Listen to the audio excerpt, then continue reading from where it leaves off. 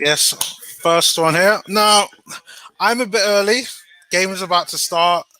Um, see who we got. Look at the lineup. Lots of changes now. So we've got Pepe coming in. Surprised to see. Well, I shouldn't be surprised to see that one. Who else? El Nene's coming. Mari's coming. Holden's coming. I think it's a well. I think Arteta had to do this. He had to change things around. He had to change things because we got Benfica again on Thursday, and we need our best players to be really healthy. I mean, the only one that you would have wanted to rest would have had to have been Bukayo Saka, but that's just one that's like you can't rest Saka. But yeah, I mean, what are you guys' thoughts on the team sheet? Hey, Cool K, how's it going? Hey, 18, what's going on? What's up going on, Nye? This is going to be a tough game for us all. We don't have a good record against City. I think they were talking about the recent run in for City has been like three nil. City have kind of beaten us, and they haven't conceded in the last three times that we faced them in the league. So it's going to be a tough one. Yes, it does look good to see Pepe back on the score sheet. I think that's by Apollo. You just have to hope that he is consistent with his performance today. And right now, we need him. If we can pull out a draw, or even better, a win, that would be fantastic. Yeah, and then you know what? He has to put himself in the position whereby for Thursday, Arteta has to be thinking about him, and we're going to need him to do a defensive shift today. And you just have to hope that his partner in midfield, Granit Xhaka, is up to par. Hey, what's going on, Pro Lover? Yeah, I'm ready. I'm ready. Like literally, we're just about to kick off. Was it Jonathan Moss is the referee? So I hope he's been reading his rule book as a just in case anything was to happen in today's game. But it's such a massive game, everyone. Predictions, anyone before the game starts? For me, I'm not as positive as Ebony. I'd like to say, so I'm probably gonna go with a City win, and I'm gonna go with a 2-1 win. Um, I, I just don't think that we have enough there with City. They've just got far too much quality. They've got too much quality on the bench. And it's just bad. But nice positive saying that we got this. Yep. Hey, pray for us. All right now, because we're gonna need every bit of help, and if divine help could help us, even better. Apollo says 2-0 for City. I'm there agreeing to that. The anime specialist says 4-0 City. Like we can't get beaten 4-0 today. Like that's no, that's awful. At the very least, let's score one. 4-1 might be somewhat a bit better with that, but not 4-0. 4-0 isn't great. Nye says 2-2. Meaning obviously it's a draw, and then Cool K is going with the 3-1 City, which perfectly understandable. But game just started off right now. Literally, I'm about 18 seconds in, and you just have to say that right now nothing's really happened, but City have the ball and really controlling it really well within that midfield. I mean, it's just one-touch football at the moment, and you just have to hope that Arsenal defending really well in the first attack of the game, and Man City almost have a chance there, but Rob Holding manages to get in the way there. to kind of to stop the goal there from Raheem Sterling. Kuke says, Neomis, what's happened to Lacazette? People were gagging for us to give him 250 grand a week. True, for 4 years, a month ago, because he scored 3 goals or four easy. I don't know what's happened with Lacazette. I thought he would have actually started today over Aubameyang, but Aubameyang is his boy. But what's going on there, mate? Yeah, man. How you doing, bro? It's good. It's been a while. Oh my god! And as I begin to talk to you, Arsenal concedes. Uh, sorry, Vinci. I know like, this is What we just bad. I'm behind you. I'm way behind. So You're way. We're literally 1 minute in. Ball comes in from deep on the right hand side what's going on, to AJ? Mahrez. Mahrez crosses it in. Yeah. Oh my god! Where is it? The defenders? Little Raheem Sterling gets a header. Atrocious. Bad defending by Rob Holding. No, no, that is awful. I I No, I'm not even sure I want to continue with the stream, man. I just come onto no, the that I just that come to is the family. awful. I ain't been with What? you guys for how many weeks, and we just concede a It's, goal. I want to log out, man. no, it's just no. Don't leave me. Don't it's leave like it's like me here by myself. it's like I'm the Oh, Joker. like Oh, my oh word. no, no, Was it bad? Was it really bad? no. Well, listen. When Raheem Sterling, who was there, they're saying that's 5'7", is out jumping Rob Holding. It's unacceptable. Like, where's the midfield protection to stop Sterling from even getting in between the centre back and the right back in Bellerin? Wow. And what 1 minute 25 in at the start of the game? Like it's that's almost Wow. like the Villa game where we conceded really early on.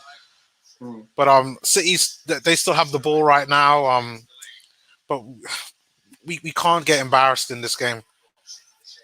Like, What's we going need to on, have family, man? confidence. What's going on, family, in the chat? Good to be back. Hope you guys are doing good. Yes. Oh, How have you been? I know we've been talking about Arsenal right now, but let's talk about something more positive. How have you doing? How are you feeling at the moment? well, I'm on my second course of the antibiotics, man. So at least my speech Okay. is to come back, but I'm still, shortness of breath and what have you. But I had to go on the anti antibiotics because of chest infection from COVID. So it's Jeez. Okay. still got another week's of to try and deal with this thing to shift it. And then they said it takes another 2 weeks to really kick in before they can possibly do a chest X-ray to see if it's If the there's next step. improvement. Yeah, if pneumonia, I think is the next stage. So Wow. man, I'm just grateful that I could still be here. You know, what I mean, middle of February, Yeah. Yeah. dealing with this thing. It's not nice, man. And I wish nobody, as Apollo will tell you, it's not a nice thing to deal with. Okay. So I'm just grateful for life, man. Just grateful. Um, No, no. Listen, man. We're so glad to see and hear that you're back. I mean, mm, I know it's Apollo's going through the same thing, and I think everybody, including all the fans, will be happy to see both of you back on the mm. show, kind of talking about the Arsenal and just yeah, giving us an update on how you guys are feeling. So no, it's really glad to see you again, and let's just hope that Arsenal can provide some type of joy at the moment, Well, make you feel somewhat morally better, spiritually better. I don't know. I mean, I was talking to CJ today, and I'm setting my Mm, sights really on how we play football, not so much the result, because we know we're mm. up against it, but now we're a goal down, so it's difficult to pin your hopes on getting a game when you concede so early. Um, Yeah, and I mean, now the whole conversation has changed. Like before, we would have been starting out with maybes and what exactly is it that we would kind of do. But right now, we kind of have no idea how it's going to go. I just hope that defensively we can kind of get our act together and try to kind of change this around. I mean, City are a tough team, but if we can get a goal back and maybe pull out a draw, that'd be great. That'd be fantastic. I mean, you're ahead of me of the game, and I mean, I've got a view right now of Arteta and where this team Mhm. is. But what you've seen so far, I mean, we're playing against a very good footballing team, likely to win the league. But Yeah. do we look outclassed on what we are actually doing with the ball But and with? to be honest, we've hardly had the ball. Um, I would have loved to see the team that we played against Leeds and the team we played against Benfica go up against this Man City team, because I think that right now it looks very disjointed at the back. We don't look like we're in complete unison with one another, and because of that, it makes us look like there's parts of the players where they don't know what they're doing. Um, but right now, it just looks like City are in control. And it's a bit of a shame. I don't think you could use this game right now to judge Arsenal. I mean, from what I'm seeing, it looks like we are being outclassed. But at the same time, um,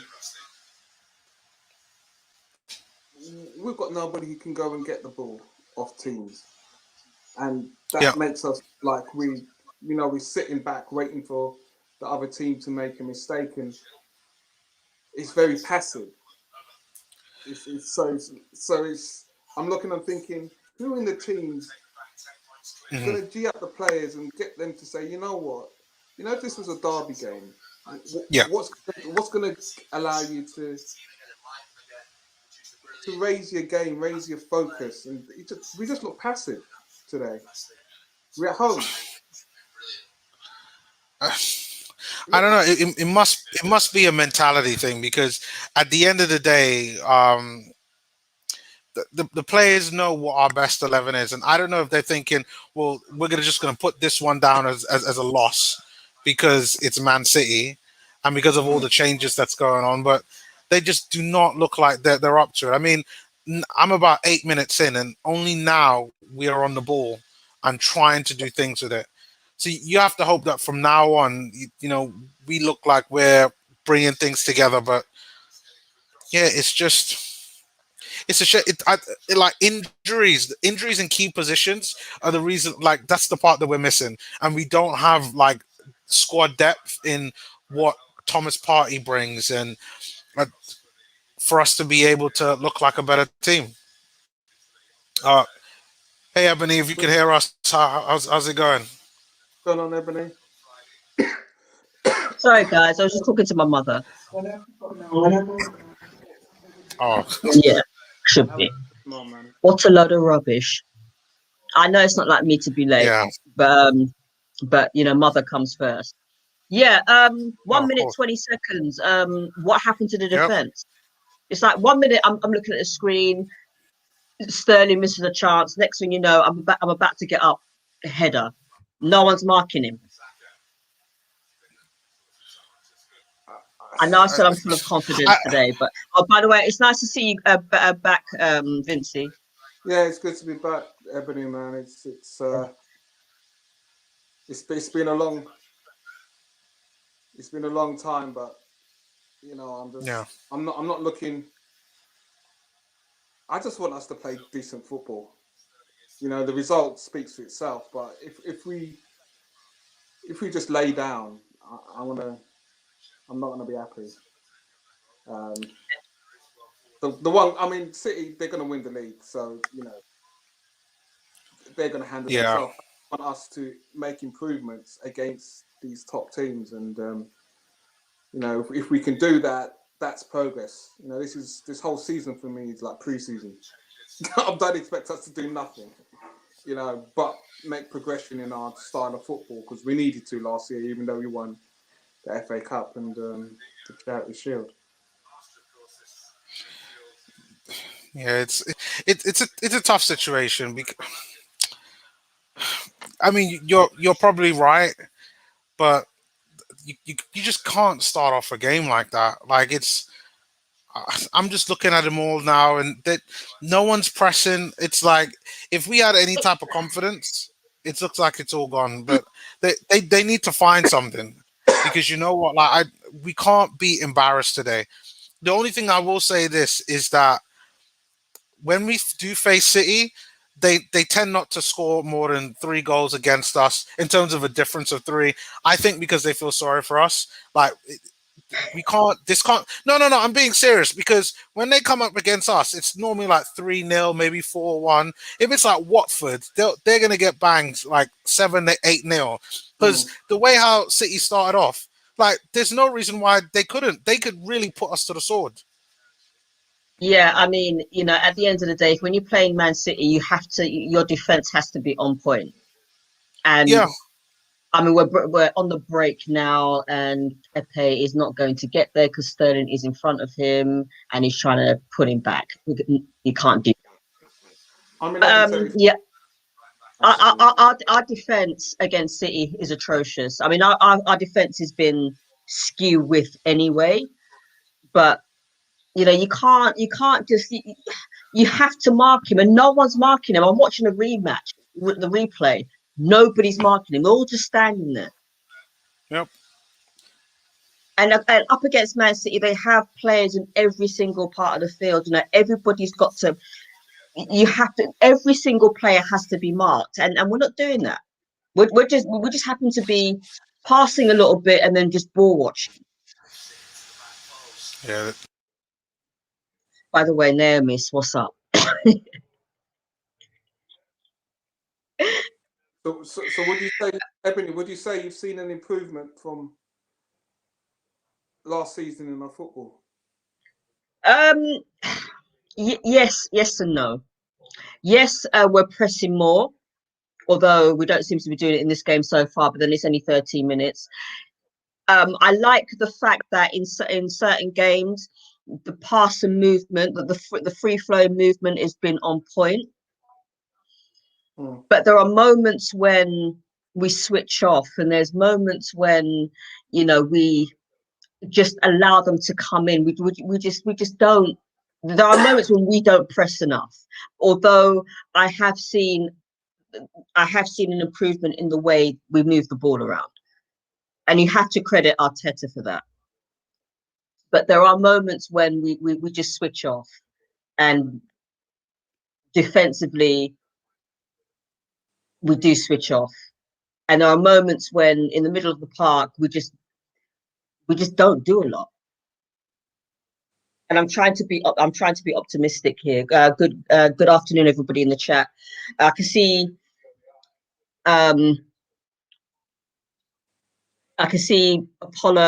Apollo keep getting well. But let's be honest, we were never winning this. It's all about getting the respective result, really. That won't even happen with the way we're playing. And maybe not. But I'm trying to against Man City again. I've just seen the replay in which a Man City player again hasn't had another chance to score. It's like, why can't we play well against this team? It's the same old story. You're mute, Nermis. I just don't think I'm not seeing enough setup, setting up the team right from Arteta. We just look too open. Today we're looking very open. And we know what City are going to do with this ball movement, and the exceptional, you can't beat the exceptional. But when it looks this basic, it's like as if some of our players haven't got their laces tied up yet, and that for me is embarrassing at home. What I'm watching now, Even though City are on top of the league, we just don't know what to do with the ball. Well, that's what I was gonna say. Like, I don't believe Arteta has tactics in this game. Like it's everything just looks completely disjointed. Like I've always felt that if you're gonna like you have a squad of 25, you need to almost have two kind of starting 11s, two types of tactics as a just in case injuries, things happen to players. And I'm looking at this now, and yes, he's playing players in their right positions, but it just looks like there's no instruction of what to do. Like we're sitting back and we're just letting City dictate, and it's like there's no way we can allow them to do that. And to think that Arteta knows this team. Yeah. He knows this team. He's trained with he trained with them for he assistant managed them for 3 years, so he should know their style by now. And it's almost as if every single time we play City or certain teams, but other certain teams, but particularly City, every time we play them, it's like we don't know who to mark, we don't know how to set up against them. It's just, I mean, I'm not one of these fans that says, "Oh well, if we lose against City today, it's no shame." No, I want to win every single game. No, I don't care. I mean, as brilliant as they are, and as much as I want them to win the league over Liverpool, I don't want to hear, "Oh well, it's no shame." No, I don't come into this to lose respectively. Well, respectively, I come in it to win. Do you know what I when I look back to the FA Cup victory, I see. I mean, they still had chances in that first half, and we were hanging on, but we looked like we had an intensity that could match them in that game, and we showed it, and Abba took his chance and we moved the ball very well in good portions of the game. Well, we just had a chance there on the left. Comes in from Tierney. Tierney passes it to Saka. Saka back to Tierney. Like really good quality. It looked like it was going to be on target, maybe just shy. But Saka takes a shot and it hits Aubameyang. Like that's been our only chance of the game. But at least it's good movement from Arsenal trying to attack. And at the very least, that's what you want. And it just goes back to what you were saying, Vinci. It's like, we understand City are a top team. But if you're going to lose, just try to, play. Try to score goals. Try to create chances. Rob, man. Yeah. Kuke Lacazette's on the bench. Thanks, Greg. I'm going to sort my mic out. See if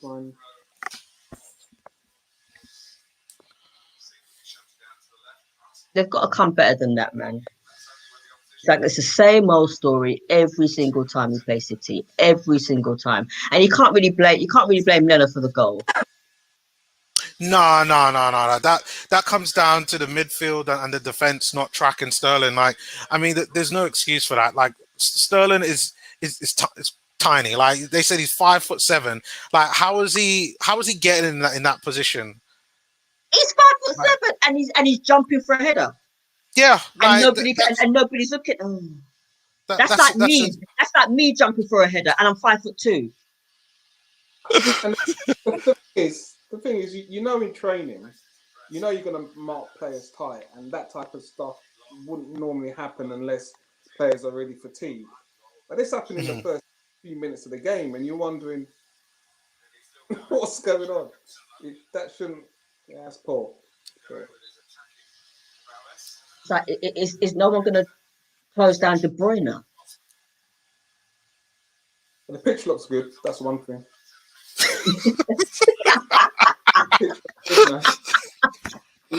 Oh, you can't blame Holding. Nobody tracked him.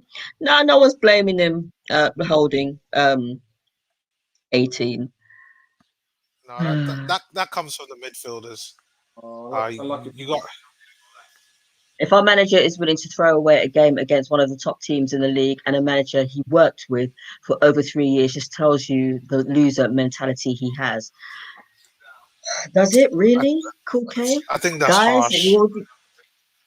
I think I that's don't quite think harsh.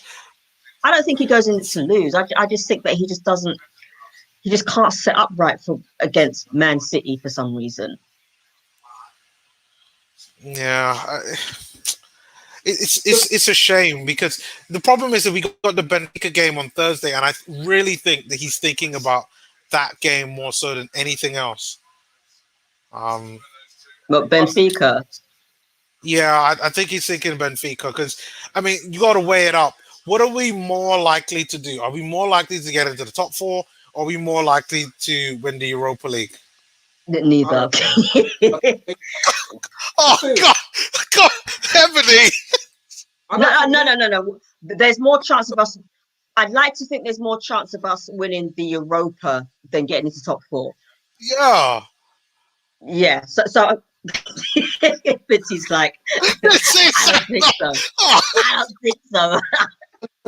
until we're in the final, yeah, and Again. we've got good players on form, then I'll have confidence that we've got a chance of winning the Europa. But I haven't seen enough consistency to even imagine that we have that, and we've shown that. I just haven't seen it. You know, it's. In certain games we have.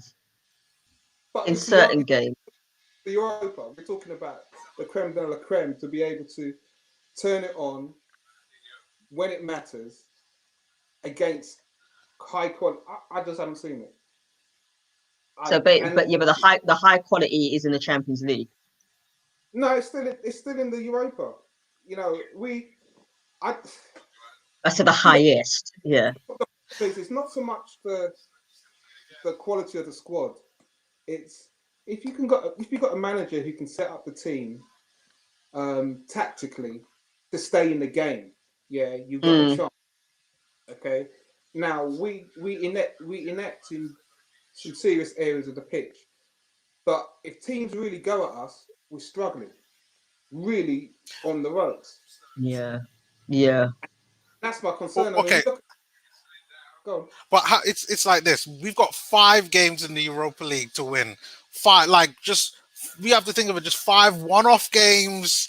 You know, like that's it. That's how they've got to be thinking.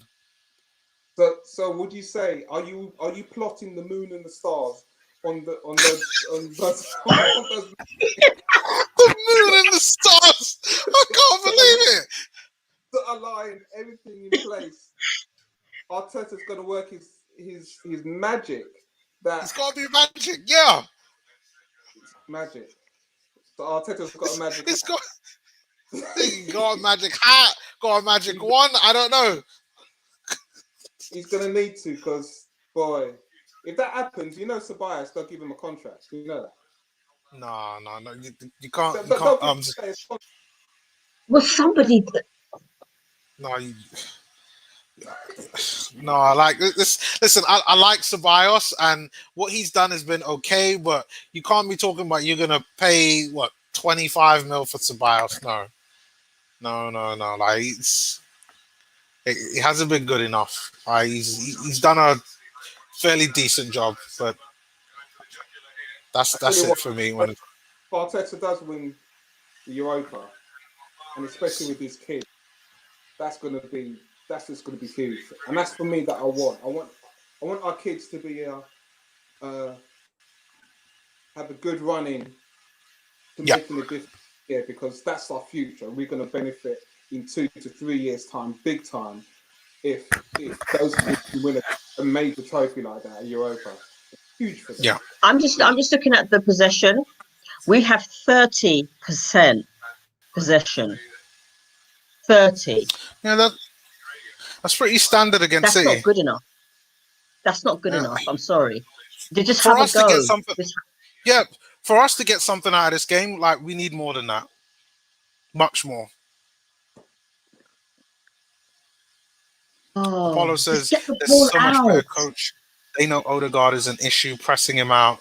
They know Zinchenko will struggle versus Pepe. Sterling sprints back every time Pepe gets the ball.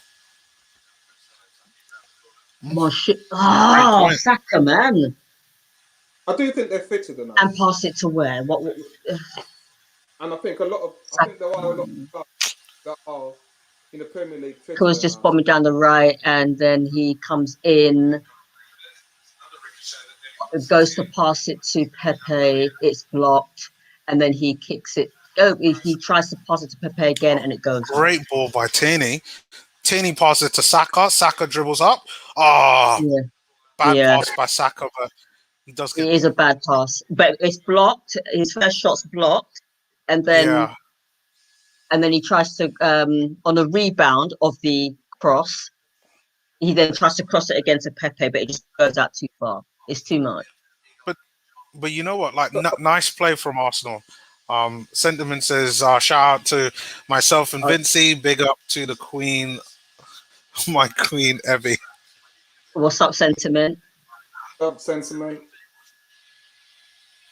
big up, Why are big you up. trying to stretch? Apollo says, can see. This will be back. Oh, yes. No, this is good to have you back, man. Apollo says, can see why City haven't played recognized nine. The movement is killing Mari and Holden. Saka's lost the ball 4 times today. And it's Yeah. unlikely to lose the ball at any point. No, but to be And fair, you know what? In a way, go on, Vincy. to be fair, I'm looking at that midfield and they're just not. We're too far apart in midfield. So when he's losing the ball, he's looking to. This is the setup. This is the problem that I have with the formation that we're playing. What's the formation? Is it like a 4-3-3? No, was it 4-2-3-1? Yeah, It's what we've been playing, but it's to do to the players in the midfield that are the problem. but they sit back because of how things are with the centre backs. If you got confidence in Yeah. your two centre, your centre back's going to say to push forward, but Yeah. they don't have pace to go up and down. So Yep. then again, the problem is like they're far apart, so they've got to look for passes to your fullbacks. Xhaka's looking for passes to his fullbacks, or Saka, Aubameyang, or Pepe. They should be passing El Nene, Xhaka, El Nene, 1-2, and doing little triangles that way. They can't do that. Well, I mean, let's not start with Xhaka, because I've already seen certain moments in this game where like Xhaka's got to be playing the ball. Oh god, and Apollo starts it already now with Granite Xhaka. They're 28 minutes in, but for me, look, El Nene and Xhaka in that midfield it's too slow in that midfield. Like City's pressing in that midfield, like it's not going to be quick enough unless you've got Odegaard and Pepe and Saka coming back to help, which at times they have come back, and that's what's made us work a bit better. That's I mean, a good even pass from Xhaka. Tierney. Ooh, nice effort from Tierney, though. sorry, what was that? What's happened That was to a good Willock? effort from Tierney. You'll see it shortly. Willock, is he injured? Is he on a bench? What's happened to him? Because No, he's gone on loan. He's at Newcastle. Yeah. Newcastle. Yeah. I haven't seen this week's game with him play, but in his first game he was like really good. Oh, you know what? That was a good shot by Tierney. That'd have been a nice scream off of him to score that. Oh, that's what they're trying to hit us on the counter.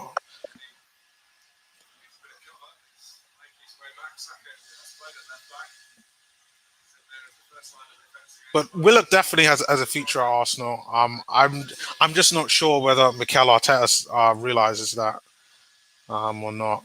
But Well, he needs to. It's players. I also think. Sorry, and I also think that what's his name has a future as well. Ainsley. I hope so. I hope so. I don't. Maybe these loans are just to give them games or time to impress. I think Willock has probably had the better loan so far, but you know, Ainsley and Willock are going to be like starting, if not every game, most games right now. So I hope Ainsley performs well and shows Arteta what he can do, because right now we could really do with him in the midfield. His Yeah, energy and pace to kind of just track runners is exactly what you need. yeah. Um, I may have to differ from you guys because I can see Ainsley having a career at Arsenal with a different manager, but I just can't understand how Wow. Arteta's greatest moments were with Ainsley playing, convince him to stay, and the next season the guy's out on loan. I don't understand from a coaching and management perspective how that can be allowed. You know, what has happened that I, I, he's not listening to Arteta and he's got to go on loan. I don't I, understand.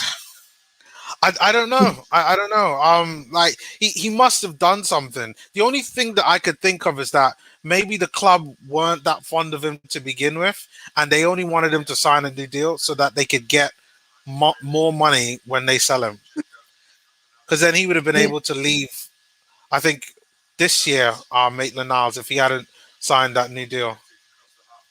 But he's the I guy want him. I who want him to stay. I mean, he should never have gone out on loan.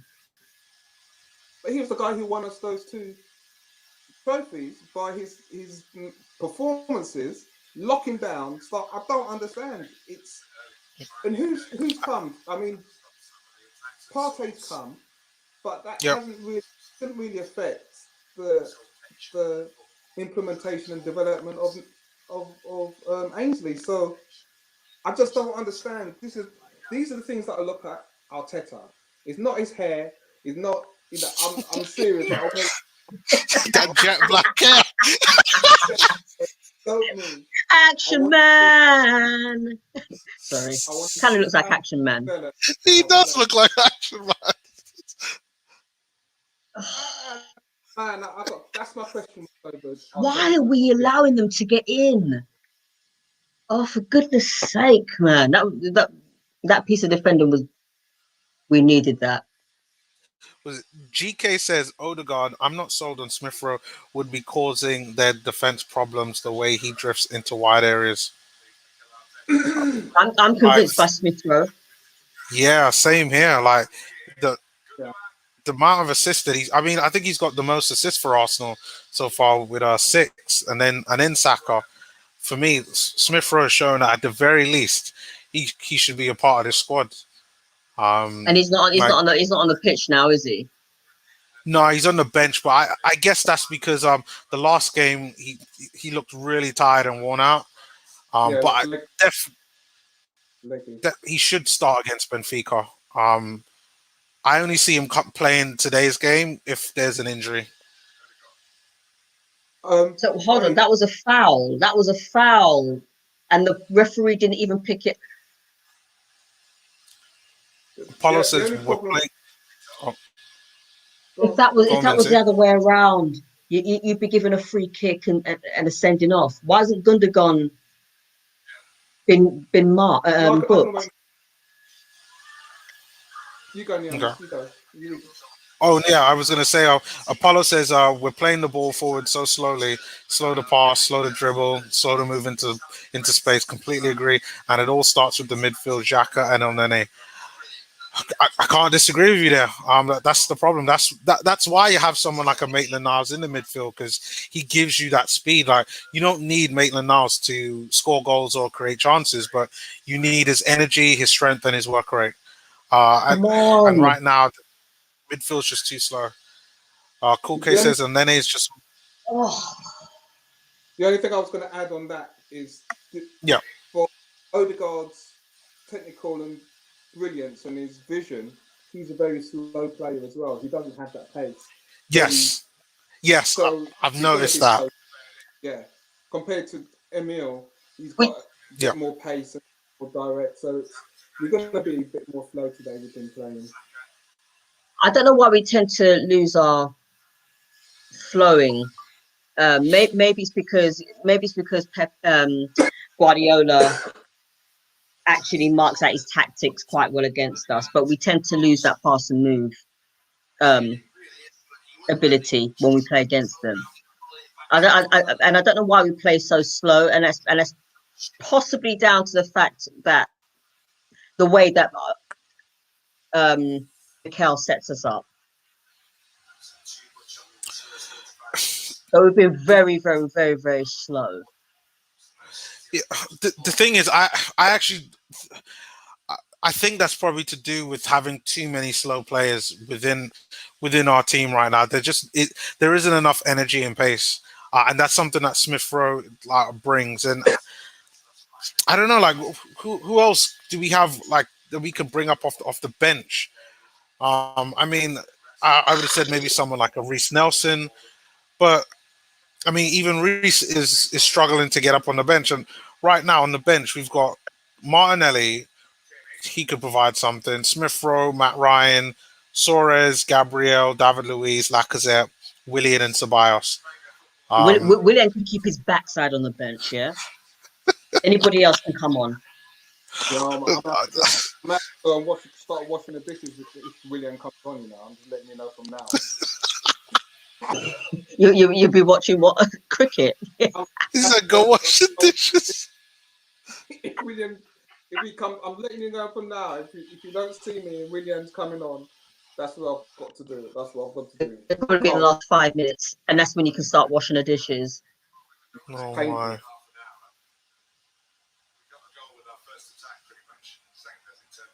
It's like, okay, are you gonna book Ruben on the foul for Aubameyang?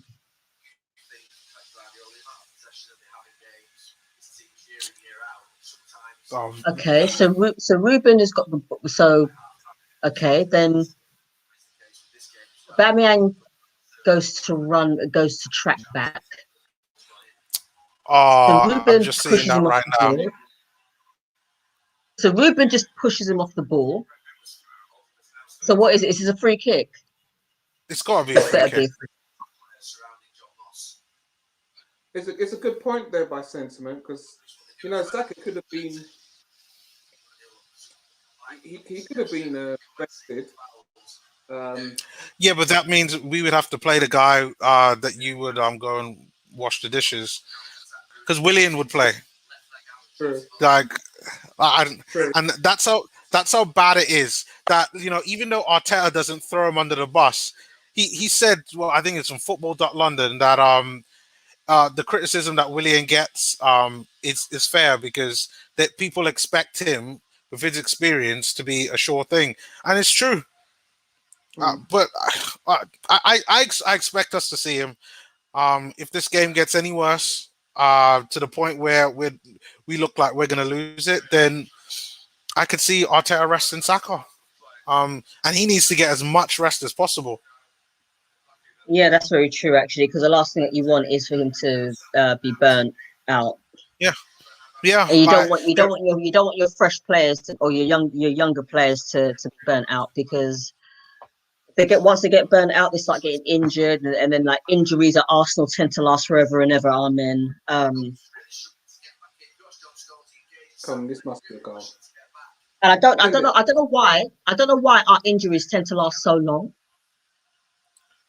I think the Arsenal rush players back quickly than that. I think that they're never quite fully fit. Definitely, and you know, perfect example. Tierney, his first run out midweek. Yep. I'm surprised to see him today, to be honest. Yeah, I think that they rushed him back. For Benfica, I'm glad he's on, but you know, it's like I prefer him to be like 100% fit as opposed to 80. Yeah. Yeah. I crushed it. Oh. You got those white shirts in the box, man. We need more of our red shirts in the box, and we can. This is why I'm not a manager. But at least we're getting the ball in their half. Yeah, and you know what? We are 40 minutes in this game, and we're only 1-0 down. So that's not the point. That's not the point. No. It's a positive, because when we're down after a minute and a half, 90 seconds. That's not bad. You can't even. No one's defending. No one's defending 5'7" Sterling. I know. Better ball, son. Better ball. Sentiment says Arteta's gonna kill Saka with workload, over reliance on a child. He'll be 24 and washed up. No, I do. No, no. I do think we do need to manage him. Like that's one of the things in the summer we have to address, whether it being a loan, a signing, or like whatever. Like we need a true backup because Willian was supposed to be that, and Pepe.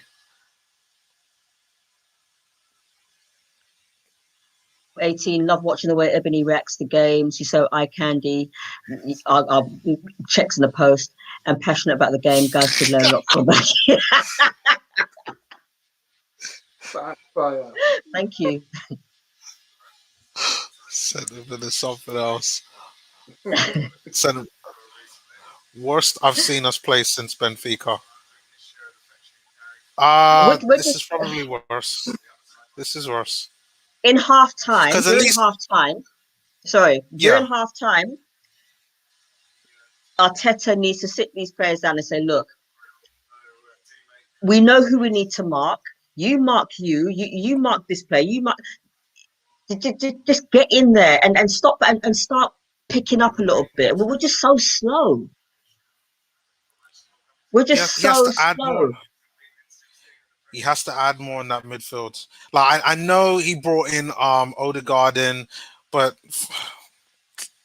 like it's like start picking it up. I mean, the only positive thing right now, as we're 42 minutes and 45 seconds in, is that we're getting the ball more into their half. Yeah, but we're not really. But we're not really creating any chances, if that makes sense. And Ebony, here's the thing. We brought in Odegaard, but that must tell you something that what Arteta is missing is what Willian should have been bringing when we got him. And that's that last vision, holding on to the ball, passing, technical. But he's allowed to go on loan to work rate players. I mean, Niles and Willock in the heart of the midfield. So we're lacking in midfield, and we adding in with Odegaard because William's off form. That's how bad we need. We're actually lacking creativity as well, considering that we haven't got Partey there right now. I don't know how long he's out for. He's out for what, a month and a half? Yeah, it's going to be close to the end of the season. He's back. Well, you might as well say that he's out for the season because Pepe hits the side netting. Yeah. Who missed that shot? Was it Bellerin? I think they tackled him before he had a chance, and he passed it back to Pepe.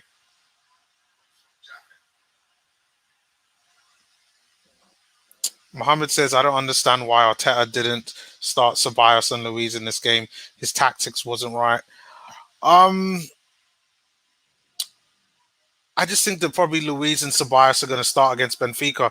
I think he's really had one eye on Benfica on this, and it's a bit of a shame that we just don't have the players, in my opinion, right now to be able to fix this. Oh, you know what? Great ball from Odegaard on that one. Trying to through ball in Aubameyang. Are you saying that Lacazette starts against Benfica? Because we need to score. I'd rather Lacazette start against Benfica than Aubameyang. I really don't see it. No, I think he's going to go for Aubameyang, which is a shame. But would you still play would you not play Lacazette and Aubameyang and drop Odegaard coming on? Thing is, I think he's going to continue playing Odegaard for as long as he possibly can. I think that's his guy. He's brought him in, and the same thing how he kind of constantly played Willian, even though everybody else knew he should be dropped. I think he's going to do a similar thing with Odegaard.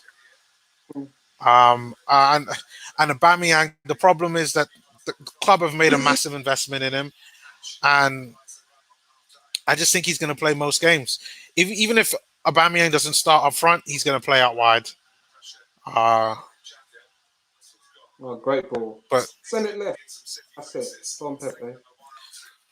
Go to the bar line. Cross it.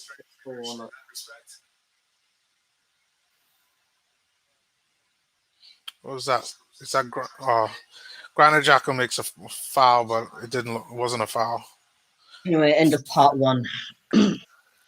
Oh, first half is over. Oh, great! So there wasn't any more goals. So I have No. nothing to worry about. All right, ladies and gentlemen in the chat, what did you think of the first half?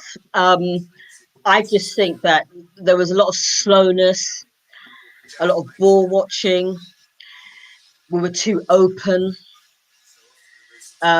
We didn't really get into their half until maybe in the last 15 minutes of the first half. Yep. I'm just actually disappointed. I'm not surprised, but I'm disappointed that we allowed them too much space, but we're allowing them too much. We're giving them too much respect. We're giving them far too much respect. I know they're a good team anyway, but at the end of the day, it's like for the first half an hour, it was almost as if we weren't even trying. It was almost as if we were like, "Oh, we're going to make a mistake. There you go, get the ball." That's just my opinion of the first half. What do you guys think? I don't know why Saka's on the left and Pepe's on the right. I would have actually thought that Saka and Pepe and Saka would actually like look after each other down that side.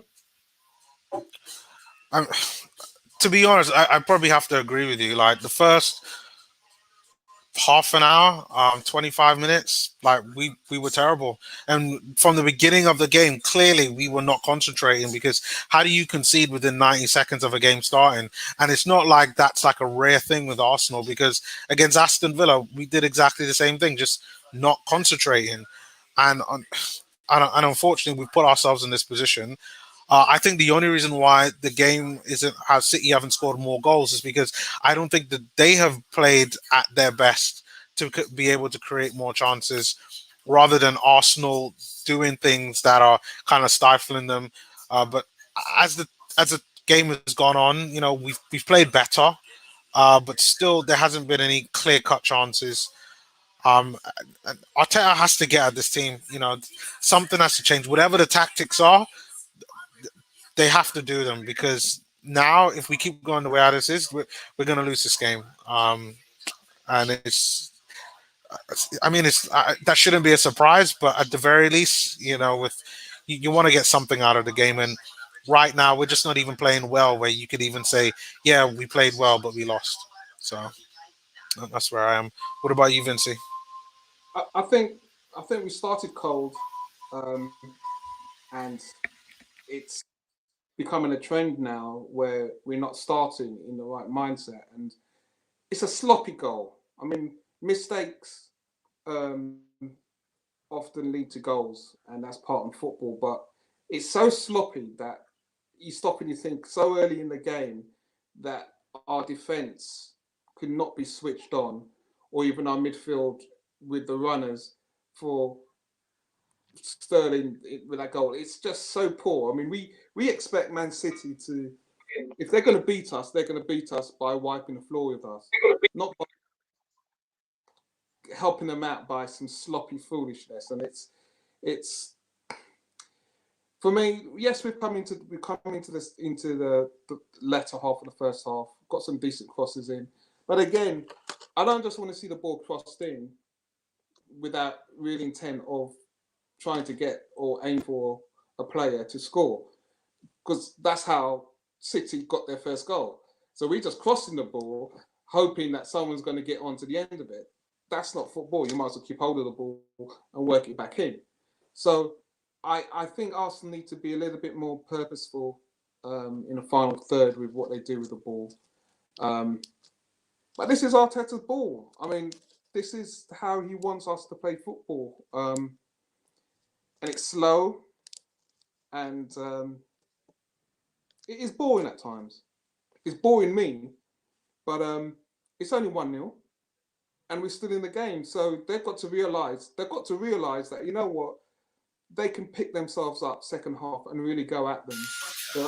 We're at home, and they can still give a good account for themselves. But the football is boring, and that's the frustration for me. It's almost as if we're trying to play counter, and it's just not. We can't play counter against Man City. You just can't. We're not fit enough to. We're not fit enough. It's clear. You can clearly see they can press us quicker. Okay, they can get up and down the field quicker. When we try and press, we don't have the energy to maintain it for a longer period in the game. So that's a concern, and that's not just this season. That's not just Arteta. This is Arsenal DNA for quite a few seasons. We're not fit enough to run or be disciplined to be compact. We showed it in the FA Cup semi-final, and this is the benchmark. This is what I'm saying. It's like we've done it before. Arteta's done it before. He's got them being disciplined, organised, being conservative in areas, not bursting unnecessary. We've got to be doing it in these type of games more. Yeah. Sentiment says this first half as to be expected, and more of the same in the next half. As Hecky B puke said, we are defeated by ourselves. We can play better at home, definitely. Greg G says, Apollo, if you could actually get the ball to Pepe, things might start happening a bit more. See, he could get something out of the left. That might be a good tactic. Holding was ball watching. He didn't even look at Sterling. That's very shocking.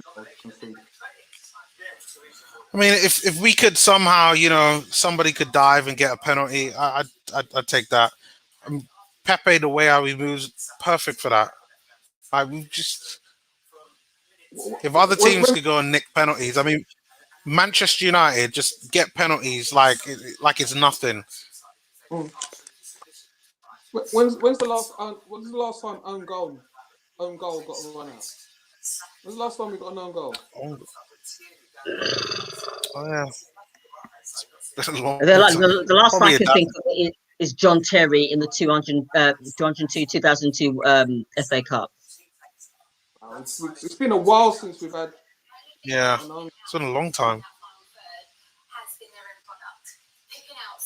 GK says there's a lot of times Zinchenko didn't track back Pepe. He has been open a few times, but he got to get more involved with the ball. He-Dub says Benfica next Thursday is a must-win or must-draw game. By comparison, today's doesn't really matter. Yes, it does. Only our only option of being in Europe is to win the competition. Here's a question.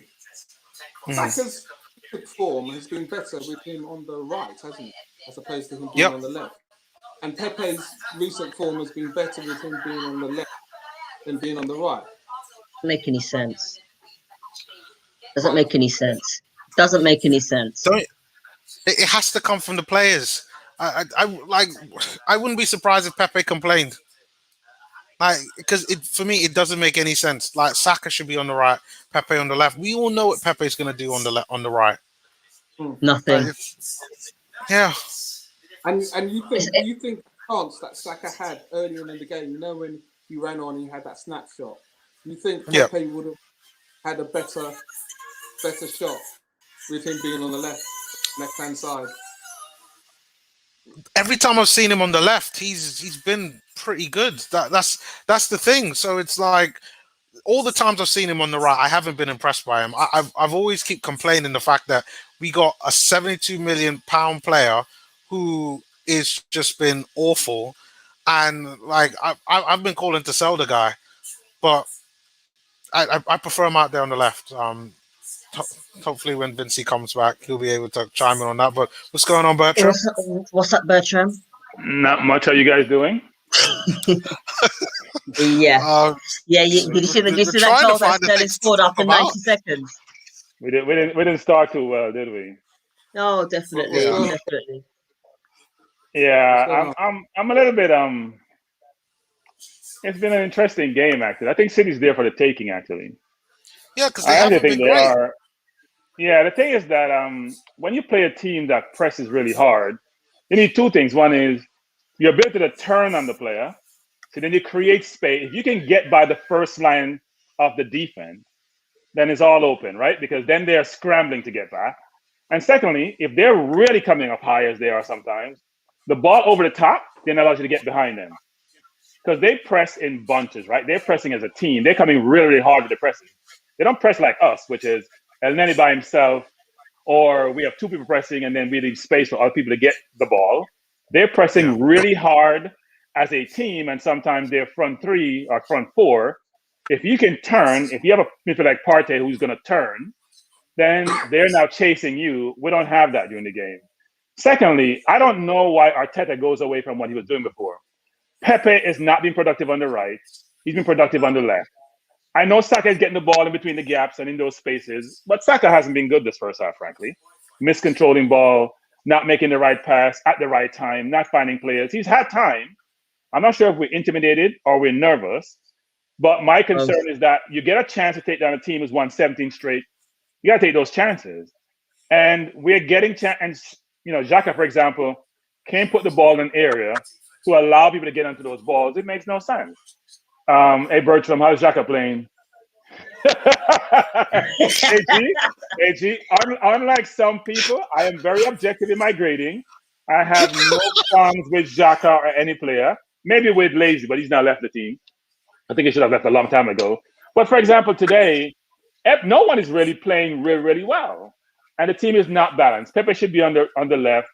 The two center halves are all over the place. Holding can't pass the ball, never could. Good defender, plays physical.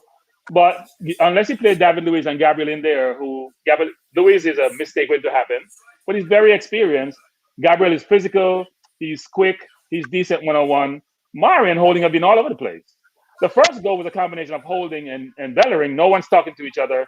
No one knows where they are on the field, all over the place. They should have scored a second where Gundogan miscontrolled the ball. In fact, a third where Sterling and Gundogan got each other's way.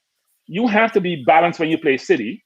Either you play real, real deep like we did when we won the FA Cup game against them, or you play them at their own game. But the way we're playing today, we're so nervous. And Pepe is not getting enough ball to do anything. Pepe needs to be on the left and Saka on the right. And hopefully we can keep the score down and maybe get one back. But I keep telling people about Aubameyang, because I keep hearing people like G talking about Aubameyang's world class. He's a world-class goal scorer. He can't play football. He's awful passer. He's awful beating a man. He's a world-class goal scorer. He can put the ball in the net, but that's all he does. Today I'm watching him. He didn't get enough ball to do something, but he gets the ball and he turns the ball over. Against City, you can't keep giving the ball away. Of course, you just get punished, right? They can keep the ball and you can't get it. Now you give it away cheaply. How are you going to get the ball back? Having said that, we've had chances between Pepe with the ball deep, between Odegaard once, between Xhaka once, between even Tierney crosses are not what they used to be. Is everyone nervous? Yeah. Tierney cross hitting the first man. Tierney's an excellent cross of the ball. I don't think Tierney's 100% fit. I think that they've tried to rush him back so he's ready for Europe. I really do. I think he's probably at about maybe 85%, like tops. Yeah, and we know Tierney's a great one-on-one defender against a better player, so not surprised that Mahrez will have some success. But they haven't done much after the first 20 minutes, really. My problem is this. Diaz and Stone should be dribbling the ball from in their half to in our third. Yeah. Where's Aubameyang stopping that play? That's what his job is supposed to do. Those two center half, with his speed, he should be closing down. They're getting deep. So what happens when they get deep is then you're struggling in terms of who to mark, where to go. You create pressure on your midfield. That's his job to stop the first man. But both of them, that's your captain, and what you're asking him to do. He's not motivated enough to do it. That speaks volumes for him in that position against the leaders. Because what you're asking it's not rocket science and it's not hard. But if he's not prepared to lead from the front, doing that, look how many times you've seen the likes of El Nene having to burst forward, and then that pulls him out of a position, which compromises the team. So, yeah. Here's this. So people like G are criticizing Xhaka. One thing you can't Xhaka for is effort. So he may not have the capability of some of the players, but Xhaka put the foot in. Someone's going to get a touch, some kick someplace. He's going to make a good pass at some point in the game. Xhaka put in a workman's day.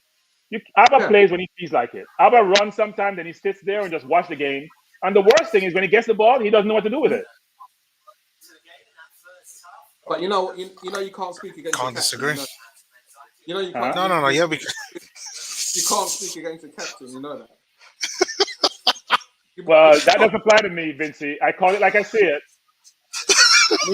He's been crap for a while. He scored a couple goals in one game, 3 in another game, and people like G are getting all excited. I'm calling you out, G, getting all excited. You can't talk about Abba. He's part of the problem why we're in the position we're in this season. He's been awful, simply awful. He's getting paid $350 a week. I said the same thing about Lazy. You have to have a complete game to play this game. Either you're a hold-up player, you get behind the defense, you can beat a man, and you score. He only does one of the 4, 25%. Now, he does the most important one, but he doesn't, and the effort is not there either. So call it 5. He does one of the 5 really well. And frankly, the goal he missed against Benfica, maybe even questioning him. So, look, my hope is second half will come back with a little more confidence, because the confidence was not exhibited in the first half at all. That confidence, don't be intimidated. You can play football, play your game. City can be beaten. I'm convinced. So Bertram, if the armband doesn't motivate Aubameyang to do what you're asking him to do you think it's coaching? Vincey, he's not a leader. Vincey, he's not a leader and captain. He's given the armband for him to sign the contract. Xhaka is the captain on the field when David Luiz is not there. It's not Aubameyang. I agree with that. I agree. Do you think he can be coached to do what you're asking him to do at this Vincey, stage? it's no different from life, Vincey. You can't coach leadership. You can give people the guidance about the criteria that you need to be a good leader, but sometimes elements of that is innate, and other things you can develop. He's like 30 years old. It's too late to do that. His career is almost over. It's too late to do that. So what tactics do you think we have then with him playing as the point man in the team? That's what I'm saying. I'm looking at tactics. Look, he can be effective in this game. This is a game he can be effective in. Here's the reason why. Because Stone and Diaz are not the quickest people on earth. And also, if David Luiz was in the game, he'll get some ball in this game. He's not getting it from Holding up from Mari. He can get it from David Luiz. That's my concern about Luiz not playing, even though it's a mistake waiting to happen. Look how far Diaz is with the ball. He's almost at our penalty area with the ball. That's ridiculous. I'm behind you guys, actually, because mine is a stream versus the normal TV channel. Well, I'm at 46 minutes in, and City had another chance, but they just skied it way over the bar. But right. I see our midfield backing off and just letting them play, and that is what the problem is. This is what I mean. It's like, why are we backing off? You can't let them play. Here's another thing to guys with football, which is the man with the ball is the most dangerous player. So if you give him room and time, then I put pressure on my defense, because then I got to figure out how to mark people running off the ball. You got to put pressure on the ball. You give me all day to pass the ball. I'm a professional. I should be able to find a good pass. That's part of our problem. That just skimmed by De Bruyne. Yeah. But guys, we've just come out of the changing room. You'd expect Arteta to have mentioned that to the players who've just come out of the changing room. But they're not listening. The second half started exactly the same way the first half ended, and De Bruyne's near goal skimmed. You'll see it shortly. Yeah, I think here's part of the reason. He should put Pepe on the right for oh my God. What, De Bruyne? Oh, that's almost a goal. I saw Arteta speaking to Pepe right at the start of the second half, and no, the thing is this: is that you want to put Saka on the right. Put Saka on the right because Saka doesn't lose the ball as much as Pepe, right? So you want to put Saka on the right to play with Bellerin, because Bellerin is not as good. Tierney will get him out of good position so he can do something. He does, and Tierney will cover more. Pepe on the right hasn't been effective all season, so why put him on the right? Well, he hasn't changed anything. Pepe is still on the right. I know. Why are you putting Pepe on the right when he's a left-footed? Well, no, we do that nowadays. They do it nowadays in football, but it hasn't worked for Pepe. He's been better on the left.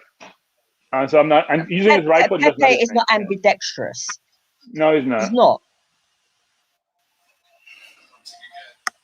As it relates to football, no, he's not. As it relates to using both feet. I've got to laugh at what we're doing with the ball, You know, our goalkeeper has the ball, and we're so spread apart. And then we're passing the ball back across that. Hello, foul on Tierney. Oh my! And it's just, man, this ref's a joker. You're way ahead of me. D-Dubs is gone. We've lost one. He decided to stop watching. No, I'm off, guys. No, see, Apollo. See, all these passing stats don't mean anything to me. Yeah, what I call it, ineffective possession. That's what I call it. All right, well, we've got the ball in their half anyway. Tierney crosses, and it then. You're way ahead of me, Ebony. Odegaard. Okay. Damn, you're way ahead of me. You must be like 2 minutes ahead of me. I think I'm on 50 minutes now. Yeah, you're way ahead of me.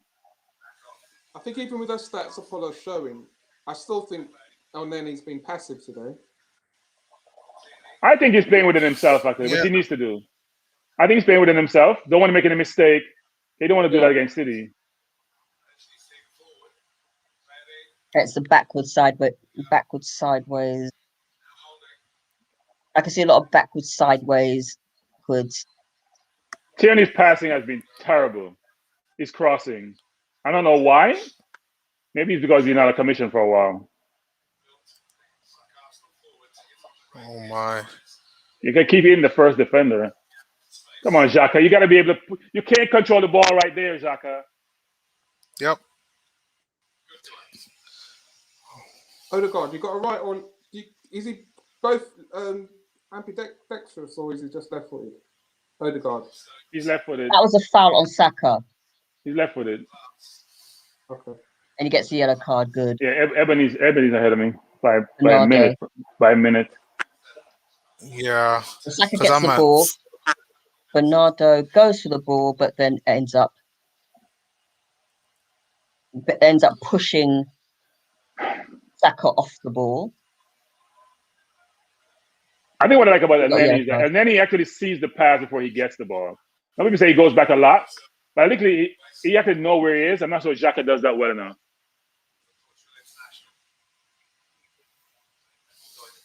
That's what City does really well. They stop your attack by falling in the middle of the field. Take the yellow card. Yeah, but look at the nonsense now. Elneny's in central defence. Xhaka passed the ball to Elneny, and Elneny's in central defence. They're supposed to be playing alongside each other. Yeah. Yeah, it's a terrible foul by Silva on Bernardo and Xhaka. Saka, I should say. Xhaka gets a yellow for his foul on Sterling. Uh-oh. So what Xhaka does is that he tried to slide tackle, and it didn't quite come across. Come on.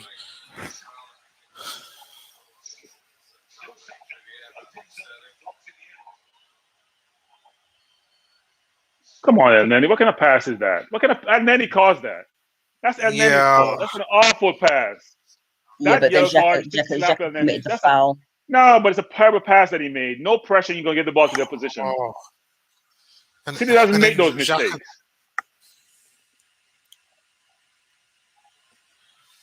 How many yellow cards has he had now?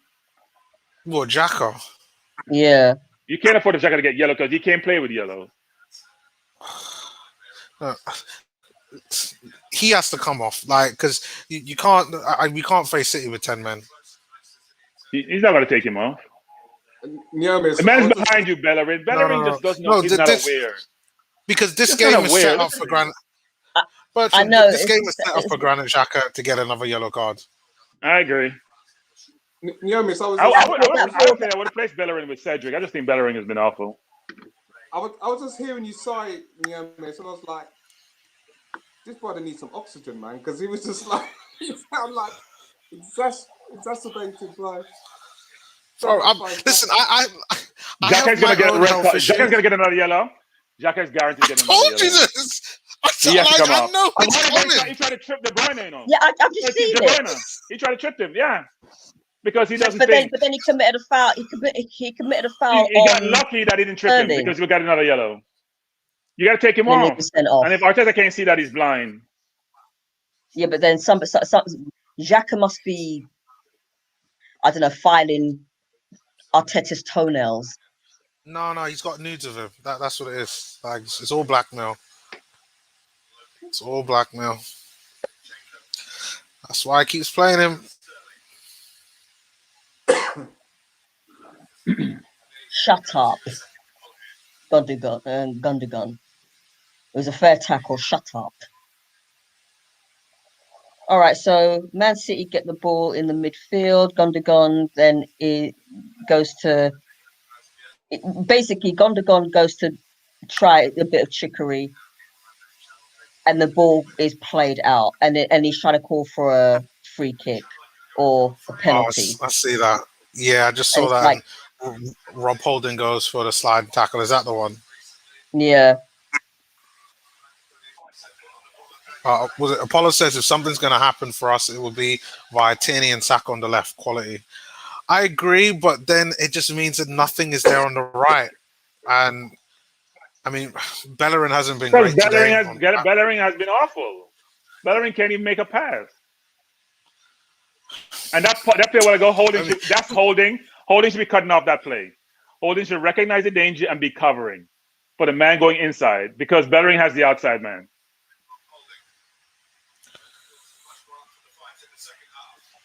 That was a good save by Leno. Gundogan goes for it.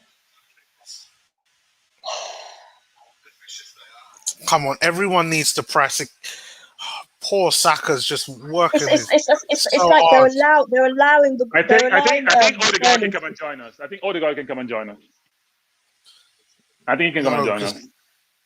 They allowed Sterling to run in. He's not adding any value. He's not playing defensively. He's not playing offensively. He's not adding any value. He just out there. Apollo says this is why he wanted Suarez. Bellerin is nothing without his pace. He's technically it's just a terrible ball player. He's technically inept. Arteta has that Wenger syndrome where you got to wait till 70 minutes to make changes. Unless he's really desperate. Guess he's going to bring on William. Apollo has his favourites. Don't say William. No, because then Vinci's going to leave to go wash the dishes. Hey, Sentiment, good to see you too. I trust me, I ain't messing about. I got my off, man. Go on. Whoa. I see William. I'm out, man. I'm out. Will you go, or will you just go and wash the dishes and then come back and do player ratings? What's G talking about? Xhaka be a pill pass and eliminate? No. I'm talking about, and then he passed the ball to the opposition and Xhaka gets a yellow card. Yeah, he gets a yellow card for his foul on Sterling. Yeah. Can we just say that both midfielders are terrible? It's just... Bring back Partey. It's not just the midfielders. I can't just blame the midfielders. They're not getting any help. Yeah, no, it's everyone. It's everyone today. The only person with some dignity so far is Leno. He gets a 7. Even though they have dominant possession, well, they haven't really dominated, but they've dominant possession in dangerous areas. Yeah, Leno's doing good. Why is the player all? Oh Lord. Yeah, Leno's played well. Fair play to Tierney. He's only just come back and he's done. We're not expecting him to hit the highlights of when he's been on form, but he's kind of held it up. Come on, Pepe. You gotta get in the game, Pepe. Either Why are you defensively or giving offensively. You gotta get in the game. You have to get in the game, ball? Pepe. We can't get up our own half now.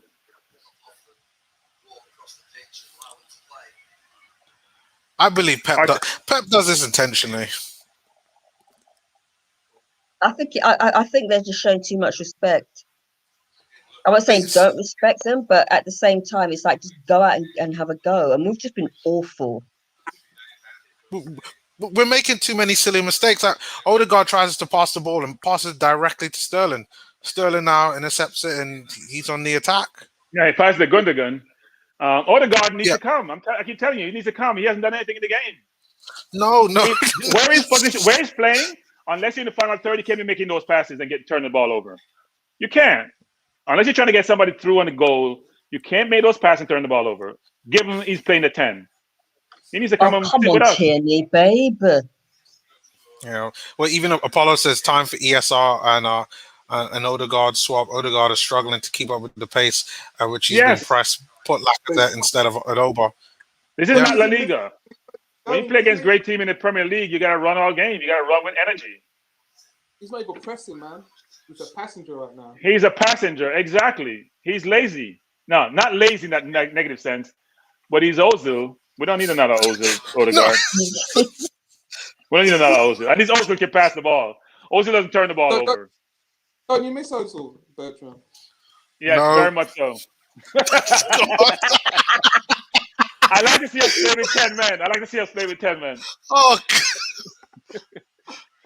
No, you miss Ozil to cuss him. That's what you miss. I didn't like cussing Ozil. I just got frustrated with Ozil. I don't like playing with ability and waste the ability. I don't like playing with ability and they're not maximizing that ability. I just don't like that.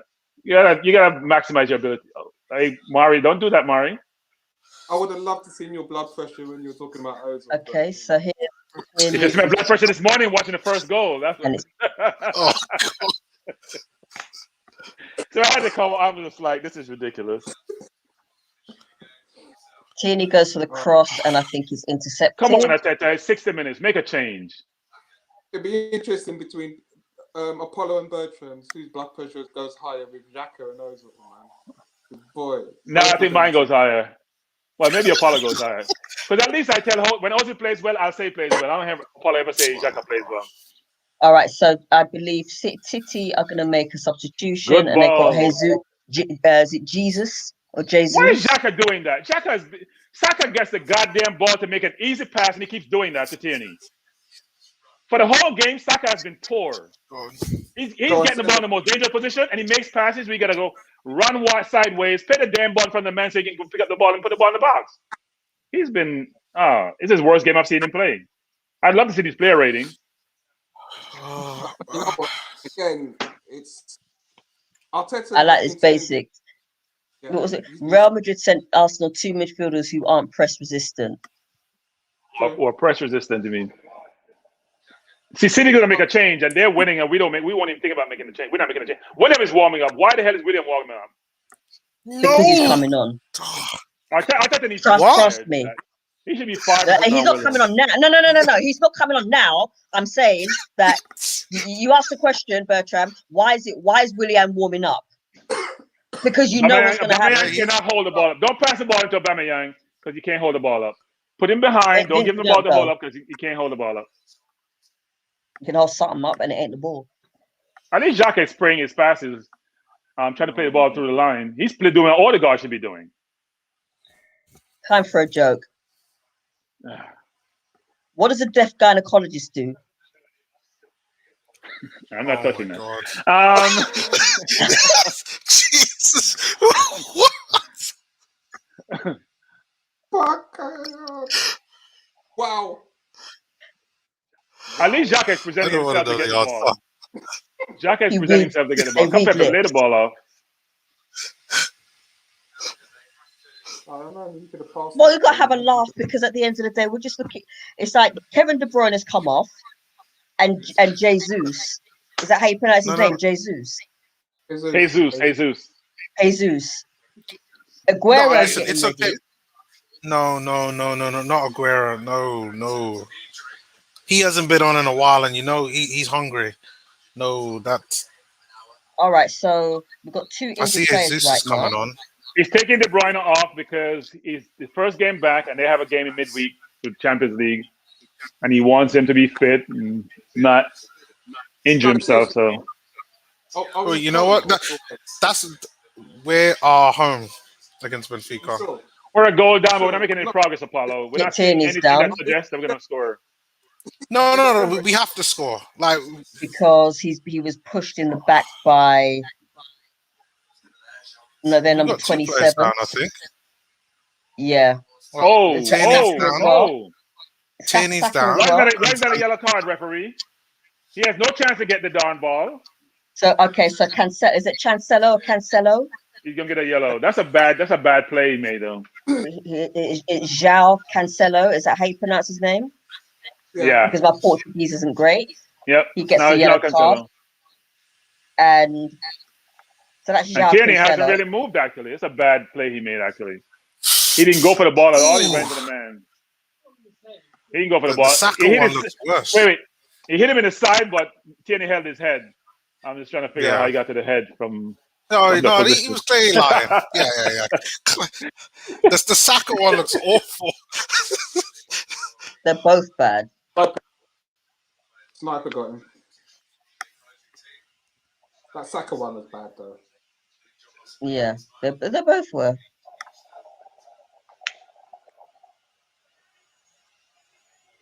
Our two center halves are not good passes of the ball, which is sad. So we don't get any ball over the top to Aubameyang all game, which we get from a David Luiz, or even sometimes from Gabriel.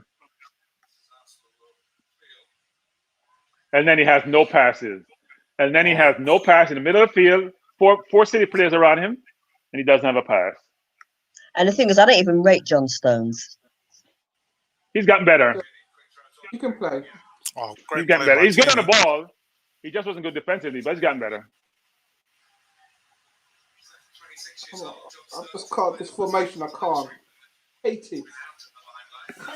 With a passion. What's going on here with Sterling and the ref? Cool Cables says mid-table Mikel not changing anything to keep it a 1-0 loss. I don't know why he's not changing anything. We're 65 minutes in. He's waiting till the 87th minute to make a. Because he's not a strategist. He's not a strategist. Mikel Arteta happy losing 1-0. He's not an inter-game manager. Greg G says Tierney looks knackered coming back from injury. He's clearly not 100%. Said this. He can't be. Apollo says zero urgency from Arteta or his players. I can only probably give Leno a 6, and the rest of them are about 4. The rest of them get 4s and below, and there's only people are only getting like 2 4s. This is going to be interesting. It's going to be an absolute massacre. 4? Really? For 2 players are getting 4s. The rest of them are getting below that. From what I've seen. And we're at home. I can't believe this. We're at home. 1-0 down. It's not like God, El Nene. It's 1-0. And this is poor. Odegaard just gets bodied off the ball. Odegaard should be out the field a while ago. That's the manager. No, Odegaard should be out the field a while ago. He hasn't done anything in the game.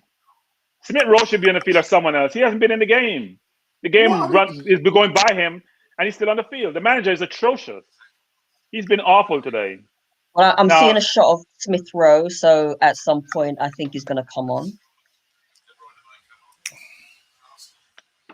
They made changes, and we have made one, and they're the ones winning and playing well. I don't understand the logic. So that means we are comfortable with how we are playing. Odegaard has been running around like a chicken without a head all game. Come on, Bellerin, stop the ball. Stop the ball, Pepe. See, that's where Odegaard is a lot more like Ozil. I think technically he's got it, but I question his work rate, and we're not good enough to have passengers. He's waiting till 70 minutes to make a change. Yes. Wenger style. Yeah. I I know can people like understand Apollo. it I if know we're people like winning like Apollo are 5-0, impressed but with Arteta, but I don't. Managers don't impress me because they work for good managers. They impress me by how they do manage games. And so far, he's been okay as a manager. Pro Not an Lover says not an Arteta gets exemplary, a nil today, not an a 0 today, exceptional. 3. What is it Pro you think Lover the says main I still things that can't he's done believe wrong? tactics. Well, today, Sorry? for example, you're playing two center halves who haven't played the last 3 or so games. Both of them at the same time. You didn't bring one in and keep one who's been playing, continuity. You changed both. That makes no sense to me. Secondly, Pepe has been playing well on the right. Pepe wasn't playing well on the right for most of the season. He's played his last few games on the left and he's played really well. You move him to the right. Saka has been good on the right. You move him to the left. Where's the logic in all of that? I don't see the logic. Now, do you want to pair Saka with Tierney? Maybe. Pepe is a left footer. He's been playing well. Keep him out there. He's not been in the game at all today. He's not getting any service. Saka's been Who's getting Saka? service. Saka has not. Saka's been getting service. He's not been productive. Pepe has not been getting any service.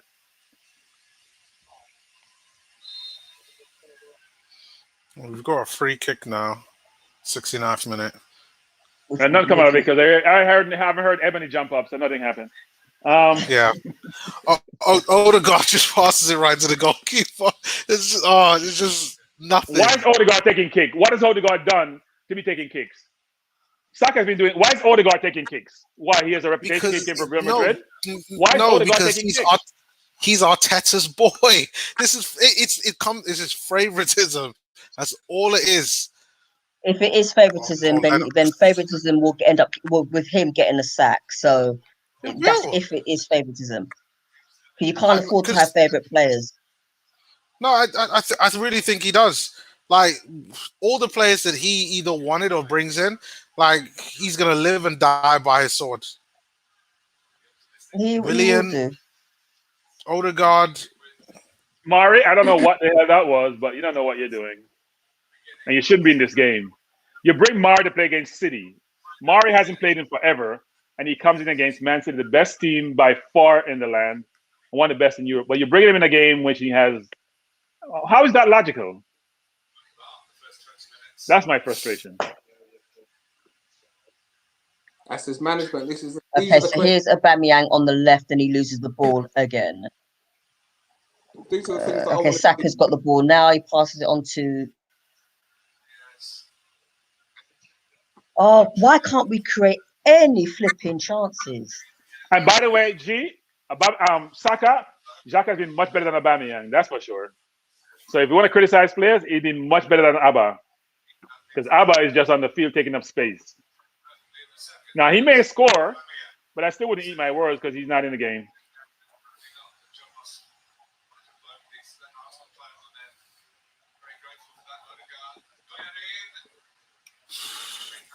And you put what kind of pass was that?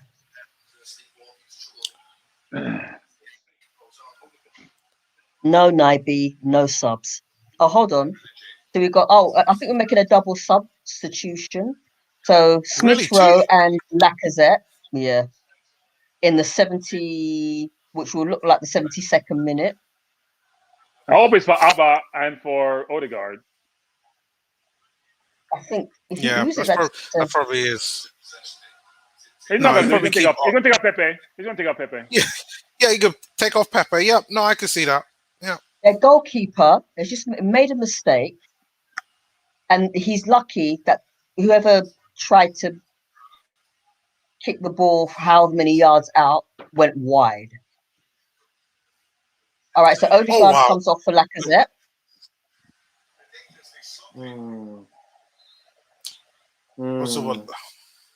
Okay. And Odegaard needs to come off. Oh, there's a good try by that was a good try by Indra to hit the target by El Neni. El Nene.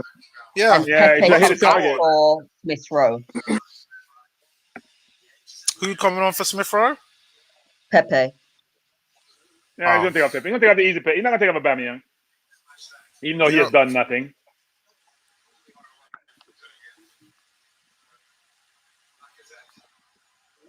I thought that makes the easy changes. The ones which doesn't create too much anxiety, and I don't know why we have Aubameyang on the field. He's not doing anything. Even if he scores, he's still a waste of time. Apollo's saying because City no longer have the grip of the game. They look pensive. You've got a chance if the players really ask themselves if they want it more. I think they Well, already we've had have. 51. We've had 51% of possession, and we've not even created a single chance. Been close from long range, but Yeah, I think you gotta rethink the possession stat. How much possession do you have in the final third? That's the question you should be asking yourself. Now, how much possession you can keep the ball with your goalkeeper and you send the halves all day? That's count. That's not effective.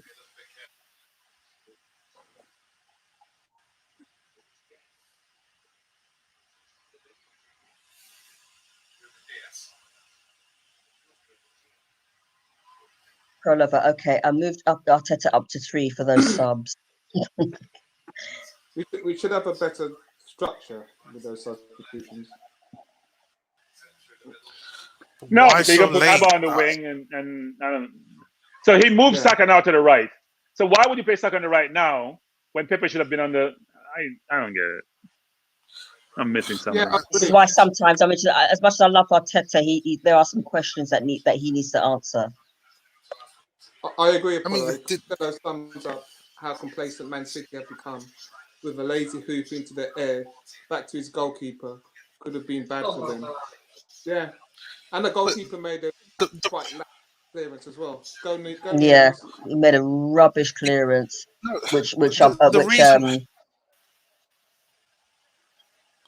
No, I think the reason for that is just because City know they have this game in the bag. Every time we face City in the last couple of seasons, this is what happens. We get to this point. They know mentally they have us.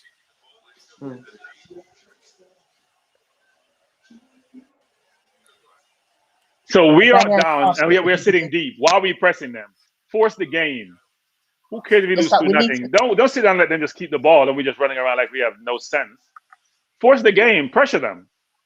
Let them make a mistake. If they score, so what? You're losing 1-0 anyway.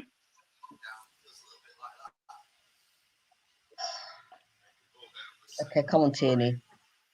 So he passes it to Aubameyang. Aubameyang has still got the ball. He passes it back to Xhaka. Xhaka then. But Bertram, we're trying to get into Europe on goal difference. Okay, so we can't be kamikaze. Get into which Europe? Which Europe? They're a new European league. It must be that Big Six league they talk about. That big. Is this not the Europe I'm familiar with? Neither the Champions or Europa League. Intertoto. Remember the Intertoto Cup? Yeah. Must be. Yeah. Apollo's calling it. I'm calling it 1-1. Lacazette top corner, 86th minute. Header or shot? Probably a header. Header or shot? Basics conference. Aubameyang stinking up the place again. By the way, did you see that pass by Xhaka? That was a brilliant ball to Aubameyang. Oh! That's unlucky. Unlucky slips. He slipped, unlucky. Yeah, he slipped. That was a great ball by Xhaka. Great ball. Yep. Needs more of it.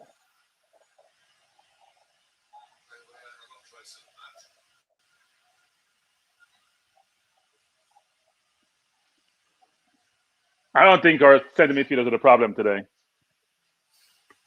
I don't think that. I know that people complain about them and going. I don't think they were the problem today. I think Bertie says Bertram Spence, after stinking up the place for 75 minutes, Xhaka actually played a good ball. No, that's not true because you guys have tinted glasses on. How about stuck up the season? And you guys don't give Abba a hard time. None of you, because he has credit in the bank, and those credits never go away. He has permanent credits. I've said my piece on Abba early on. Early on in the season, I said my piece on him. It's a shame it's lockdown because we can't even go out for a commiseration drink. Yeah. But like I said, I'm still holding faith. It used to be Rum Sundays, innit, last season? Rum Sundays. Everyone would have their rum on the table. Apollo would have his fancy rum. You know, my from the mum makes island. me, when it's cold, my mum makes me have a shot of rum. Drink this, but mess if you drink it. Fine, okay. And Maybe that's what I because she need. doesn't want me to get a cold. Yeah, that's probably what I need to clear this chest. Holding came past for you know what. So Oh, for awful goodness pass. sake, really? Where's the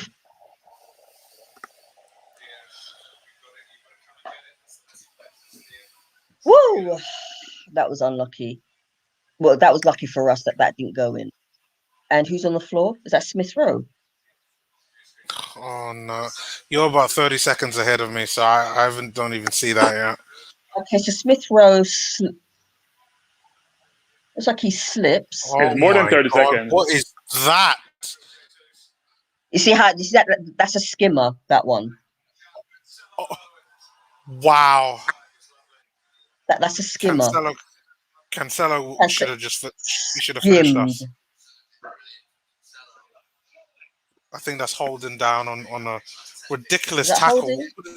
No, yeah, it is holding. Oh, He's I think 16. Yeah, holding. He's been awful. He's been awful. He hurt himself. He's awful, man. He actually slipped. He wasn't actually fouled. What was he doing? What was he? He took the man out. No, I think he got. That was a UCF tackle. Yeah, I think he got the and studs. look at Mari. Look at Mario. Who called Mari? Did you call Mari Neomis? Somebody called him. No. The man looked up in the air and Mari heard somebody call him and was nowhere in sight. Mari's not ready for this game. Mari has been out too long to be playing in this game. The manager don't deserve even a score today. He should be NA. Don't even grade him. It's awful. Bertrand's being harsh, man. The man's got to go and try and block that shot there, man. You're being harsh. No. Vincey. When you're in your box, you force him down the line, Vincey. You don't fake the fake down the line. You force him down the line. So the keeper has an angle between the post and his goal. Better chance to stop it. You go down the line, he's wide open. That's what happened.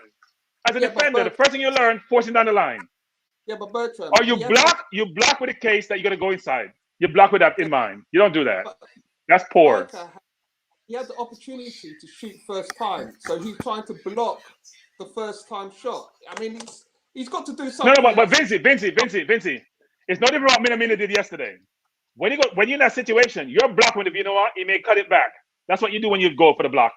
You set yourself completely, and he goes inside.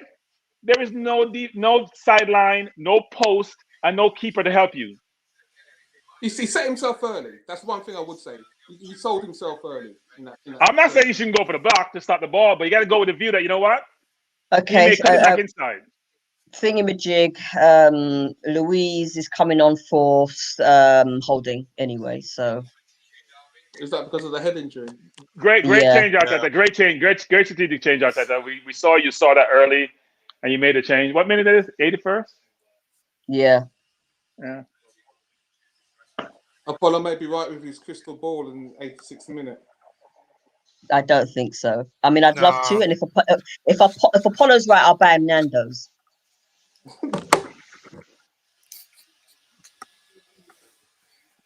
He's taking holding off because he needs to take it off a while ago. Maybe he's not looking, he doesn't want to. He's looking for the ball over the top. He wants the ball over the top. It's a free substitute, isn't it? It is a free. Because that's a head injury. Oh, you're Wagamama. Okay, Wagamama then. Carlito says Arteta is the worst tactician. Pepe has been more effective on the left, and Saka has been more effective on the right. So Arteta switches them. Doesn't make any sense. Hashtag. I'll say, Carlito, I don't agree with you because Arteta knows much more than all of us. Just you've seen him playing William. He knows William's a good football and better than every player on the field. That's why he keeps playing him. So we should not question Arteta's authority or his strategic decisions. I think he's been excellent. And I think Apollo and G would agree with me. I don't like the way you're targeting our captain.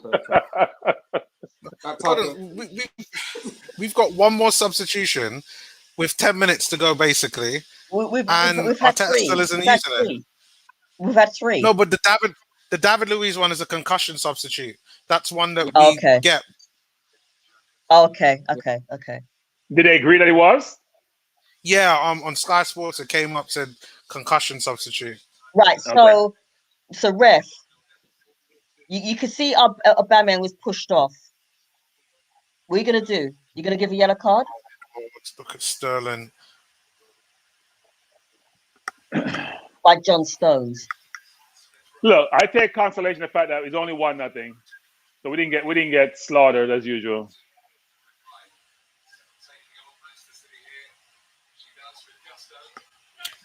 Oh, come on, that's got to be a free kick foul on Aubameyang. It is a free kick. No, it's a That's what? Okay. What?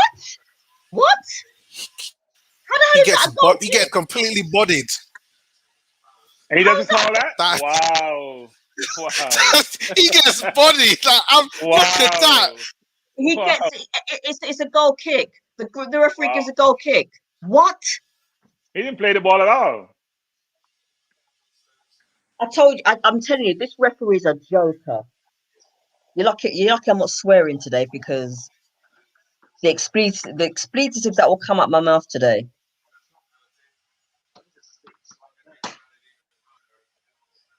So that's the difference between Xhaka and Aubameyang, because Xhaka be in the referee's face. Give peeps in mind. Aubameyang just smiles and keep moving. I guess you could say the difference between Xhaka and Aubameyang in this game just comes down to effort. Whilst Xhaka's one is just based on ability, though lack of ability, nevertheless. Yeah. Xhaka's ability is just not what's required at this level. At least not this level, but to get to top 4, Champions League type level, I don't think he's there. The problem Arsenal have, and it's going back to Arsene Wenger with Xhaka, is they've refused to allow Xhaka to play like how he plays for Switzerland. The guy's Tobias is coming on. Yeah, he can Well, impact Nenny. the game, and he's got a beautiful, cultured way of passing the ball. But we're not using him effectively at Arsenal, and that's a waste of money in my view. And that's coming down to all managers: Wenger, Emery, and Arteta. But is that to do with the players that surround him? Because, like you said, we've had 3 different managers, and he still looks exactly the same. But they're choosing. No one's choosing to change tactics to get the best out of him. So yes, you've got players alongside him that do make a difference. But right now, we saw better when we were tighter and not stretched. Well, not allow us. Make sure we have tactics that we're not exposed and we're not being disciplined in our positioning and overplaying the ball. Because when you overplay the ball and you lose it, On the second, so you're going to give a yellow card you'll get exposed. Yeah. to Mari, Both ways. but you're not going to get. You Listen, don't man, you don't see this this happening. referee's a joker. Mm-hmm. Xhaka So you're not going to give your number 9. You're not going to give Jesus. True. Why are you giving Bellerin a yellow card? Even touch. No. I'm not. That game that Switzerland had with Germany, and Xhaka was outstanding. Now you tell me how long Xhaka's been at Arsenal, and how many times has he dominated the game from midfield? A handful tops, if that.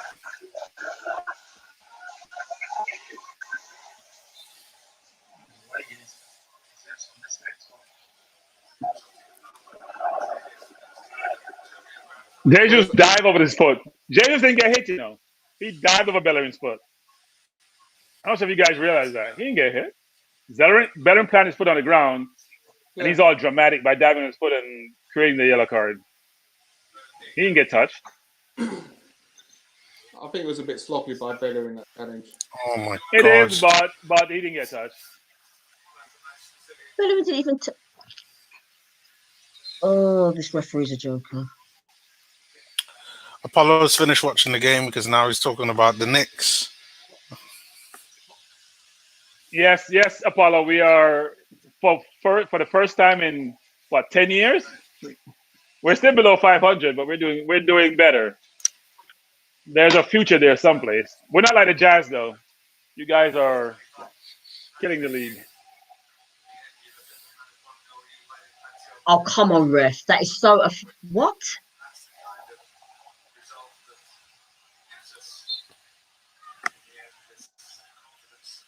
Well, if you join the game in the second minute of the game, you would think we'd get 5 or 6, but still only one. Told you, man, goal difference for Europe, man. For those of you who've just joined us, welcome to the 101 watch along. We're 1-0 down after 89 minutes, and this referee is a joker. Will you... And it goes high from Jesus or Jesus. Is Jesus Brazilian? Yeah. Referee. I mean, Okay, so it's not dirty. They've been doing this for years. They stop the play. It's not dirty. They just stop the play. That's what they do really well. They stop you from attacking them by fouling you. Oh, what kind of pass is that, Ceballos? Just came on the field and made that pass? Really? Apollo, you're too much, you know. Also, having considered a goal versus City for 86 minutes, impeccable. I love that, Apollo. You're right. We go 86 minutes so far without conceding a goal. Anyway, we've got 4 minutes added time. Pity we have more than 86 minutes that have passed today.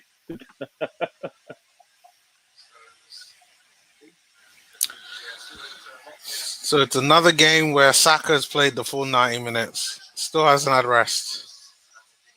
He'll probably get rest during the week. We're playing Benfica this week, don't we? Yeah, Thursday.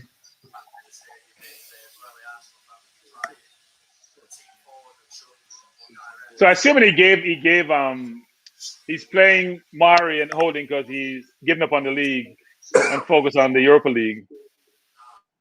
I wouldn't have given up on the league actually, because I do think that it's there for the taking.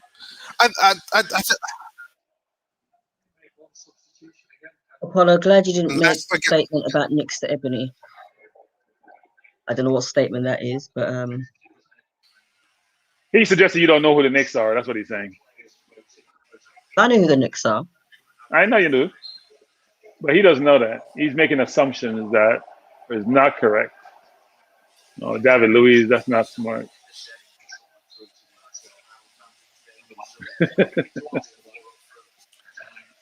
Apollo, I think you're letting them get off too lightly.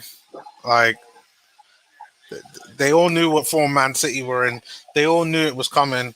It comes twice every season. Like, I mean, Andrew, I hate when we lose. And when we lose like this, it's worse. You know, I can accept a loss, but for crying out loud, just try. Like, play well and fail. You know, this is just ridiculous. Losing 1-0. And that's the thing. I mean, this game is perfect. We're losing 1-0, and some fans are happy that it's only 1-0. But if we're losing 3-0, hold on a second. How you gonna?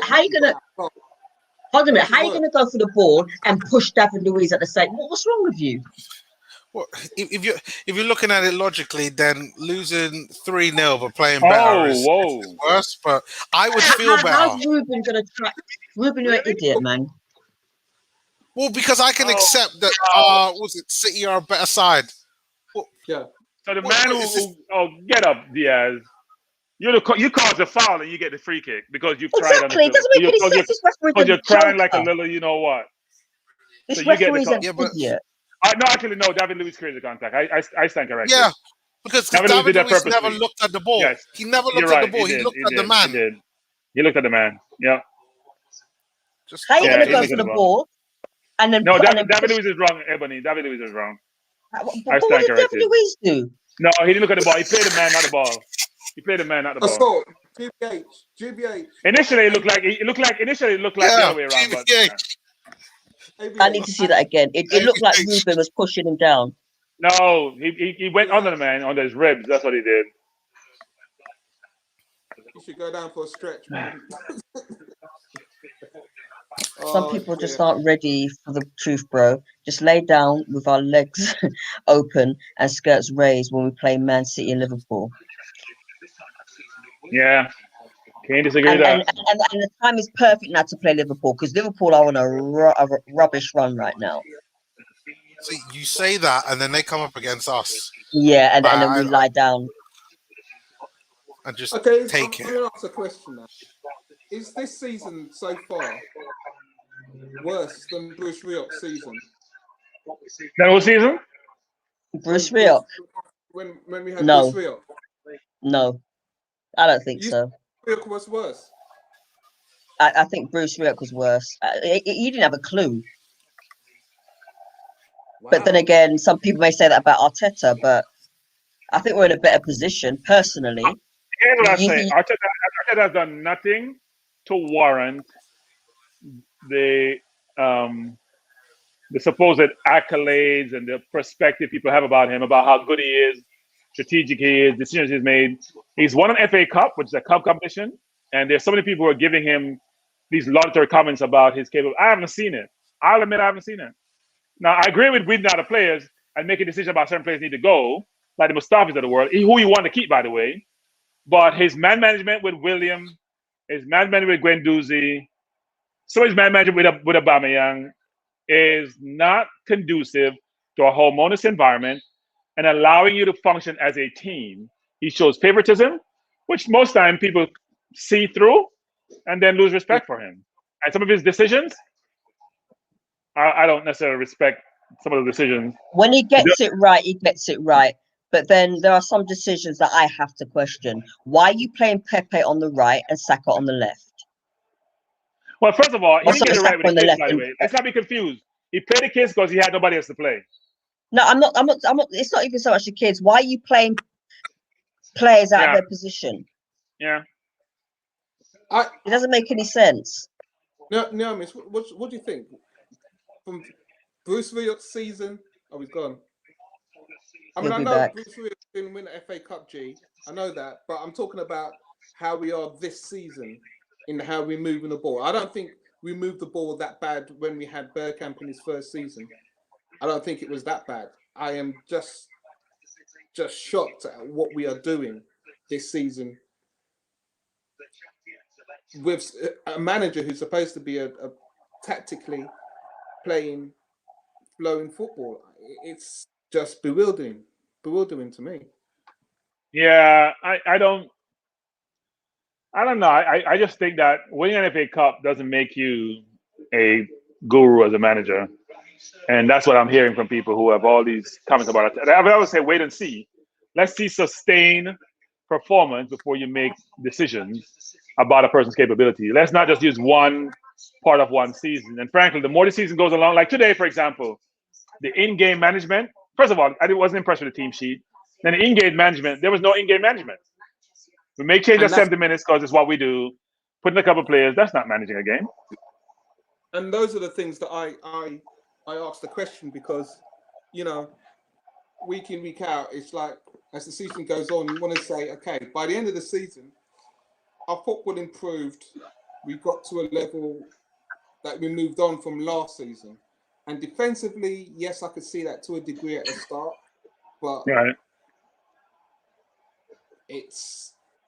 I'm not seeing the tactical nous that he showed last season, this season, in games where it could really have made a difference. And today, 1-0 down against City, I believe we could have made a difference. And we just showed no interest, really. I don't even know. Look, when you play a team with very good players, it's difficult, right? Maybe difficult to impose yourself on the game, but at least you should have players on the field who are experienced and who are supposedly have the quality.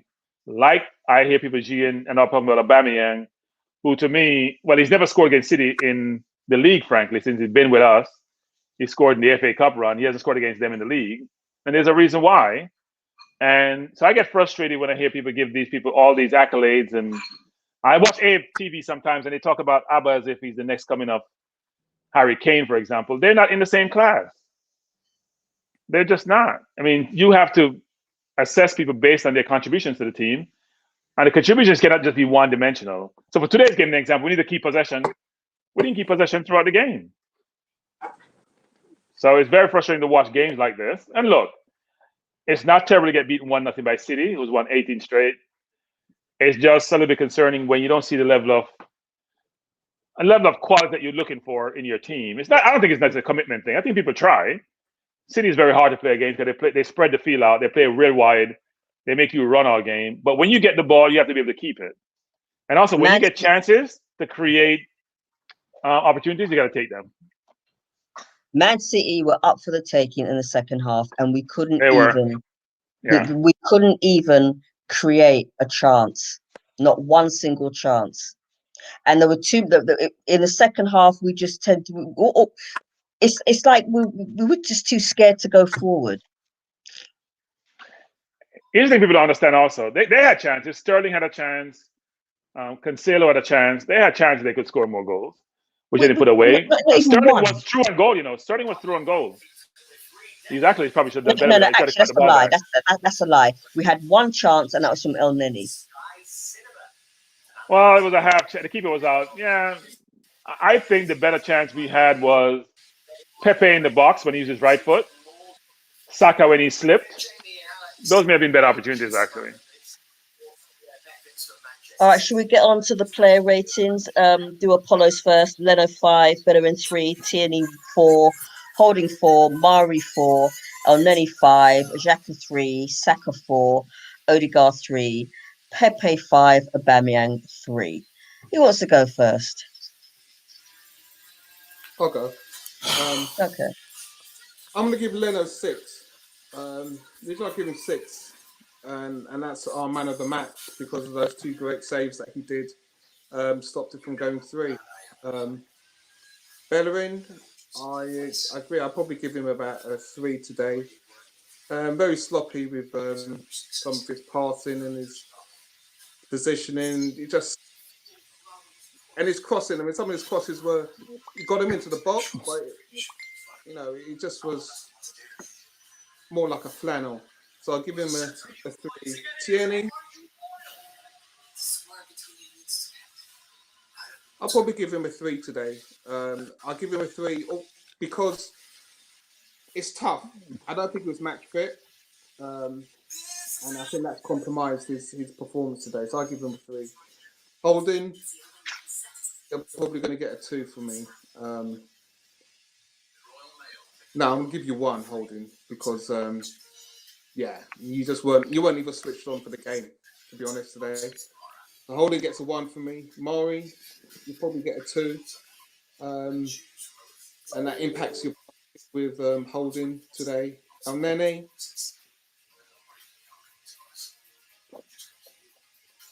you get a 3. You get a 3. Xhaka, I'll give you a 4, Xhaka. I'll give you 4. Saka, man. I think you get a 3 today, Saka. You need a rest. You're the first player this season up from Arsenal. I put in my dream team. You got talent. You're a future, but bro, I think you need a rest, man. Mentally up here, you just weren't switched on today, and it affected the game. Odegaard, you did 1 great pass. And I think your play rating has to be 1 for that because you were just a passenger for the game. And it shows in our attack. Inept today. Pepe, I think I'll give you a 4. I'll give Pepe a 4. Aubameyang, our captain, I'll give you a 1. Thanks for putting the shirt on. And Arteta, I don't think I can rate you today, to be honest. Because at home, you didn't get your team set up to start the game. And at half-time, there's no difference. So you're going to get 0. Bertram? I may be more generous than Vinci, actually. I'm not sure though. So I'll say this: when you lose a game 1-0, you would think that you put in a really great shift, you played really well, you're just unlucky. You may have gotten a chance. You only gave up 1 goal. So if you scored 1 goal, you have a tie. When you look throughout the game about how the game evolved, and I'll agree with Vinci. When I looked at the team sheet, my first question was, why are we playing 2 players who haven't played in the last couple of games for that continuity? If you're going to switch it up and you focus on the Europa League, why not play one of the players like a Gabriel who hasn't played as many games as David Luiz, not as old as David, he's much younger. Why wouldn't, and he's, Mari hasn't really played.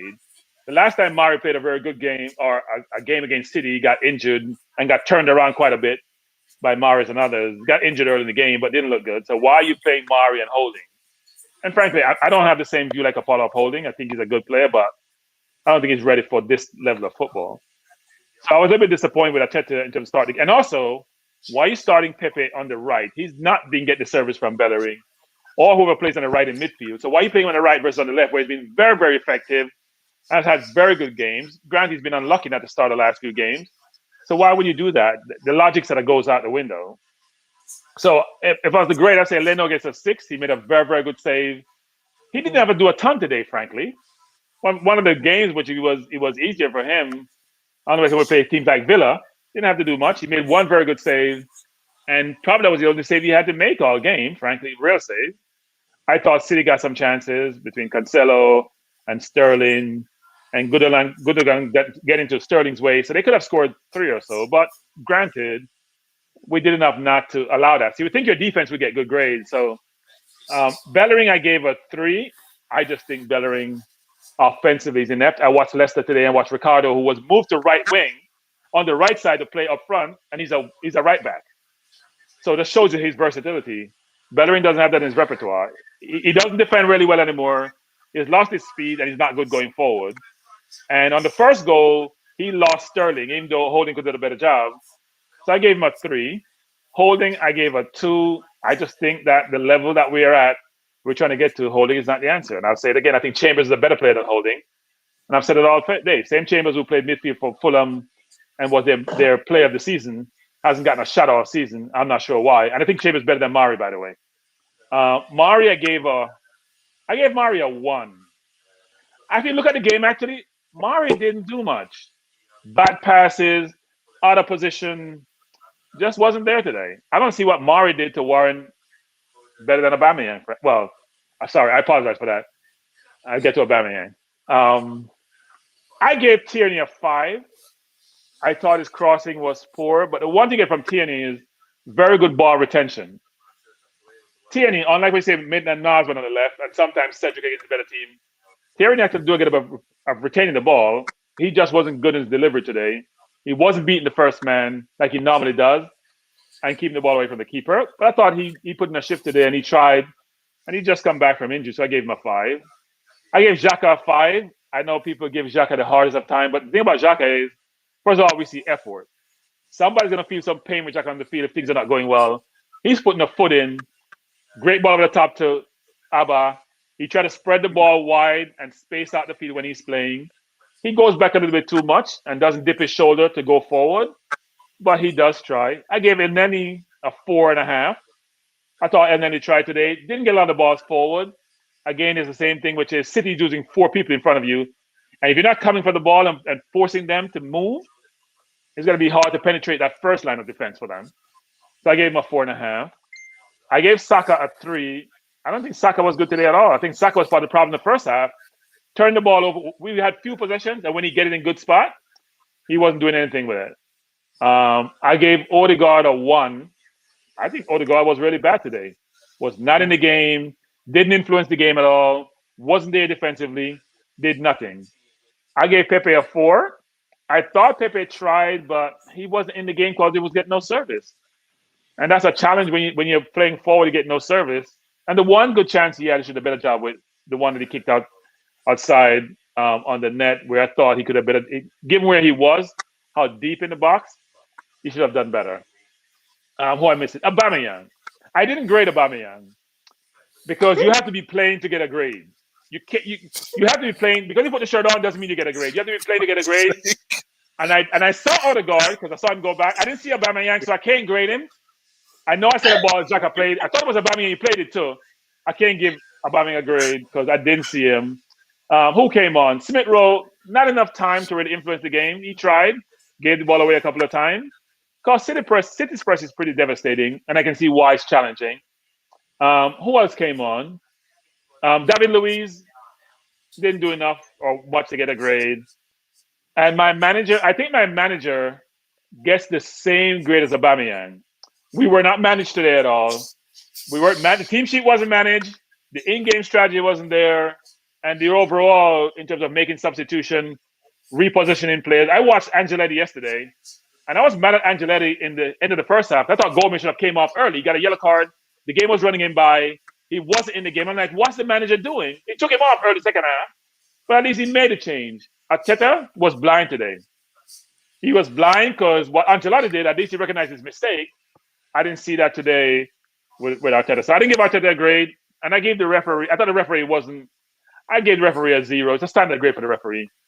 He was negative today. But my biggest concern is with the captain. So I heard G and others get all excited when he scores.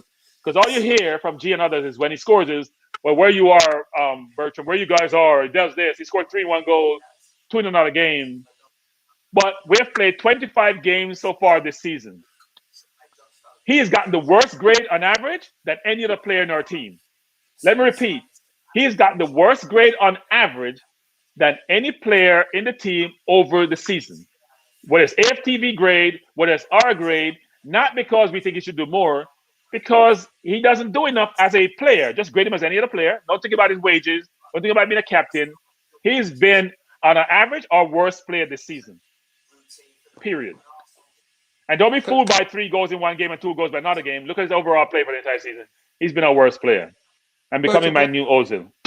Bertrand, can I just say, I'm a bit concerned that you can grade Arteta the same as Aubameyang, and Aubameyang ran around for 90 minutes and got sweaty, and Arteta was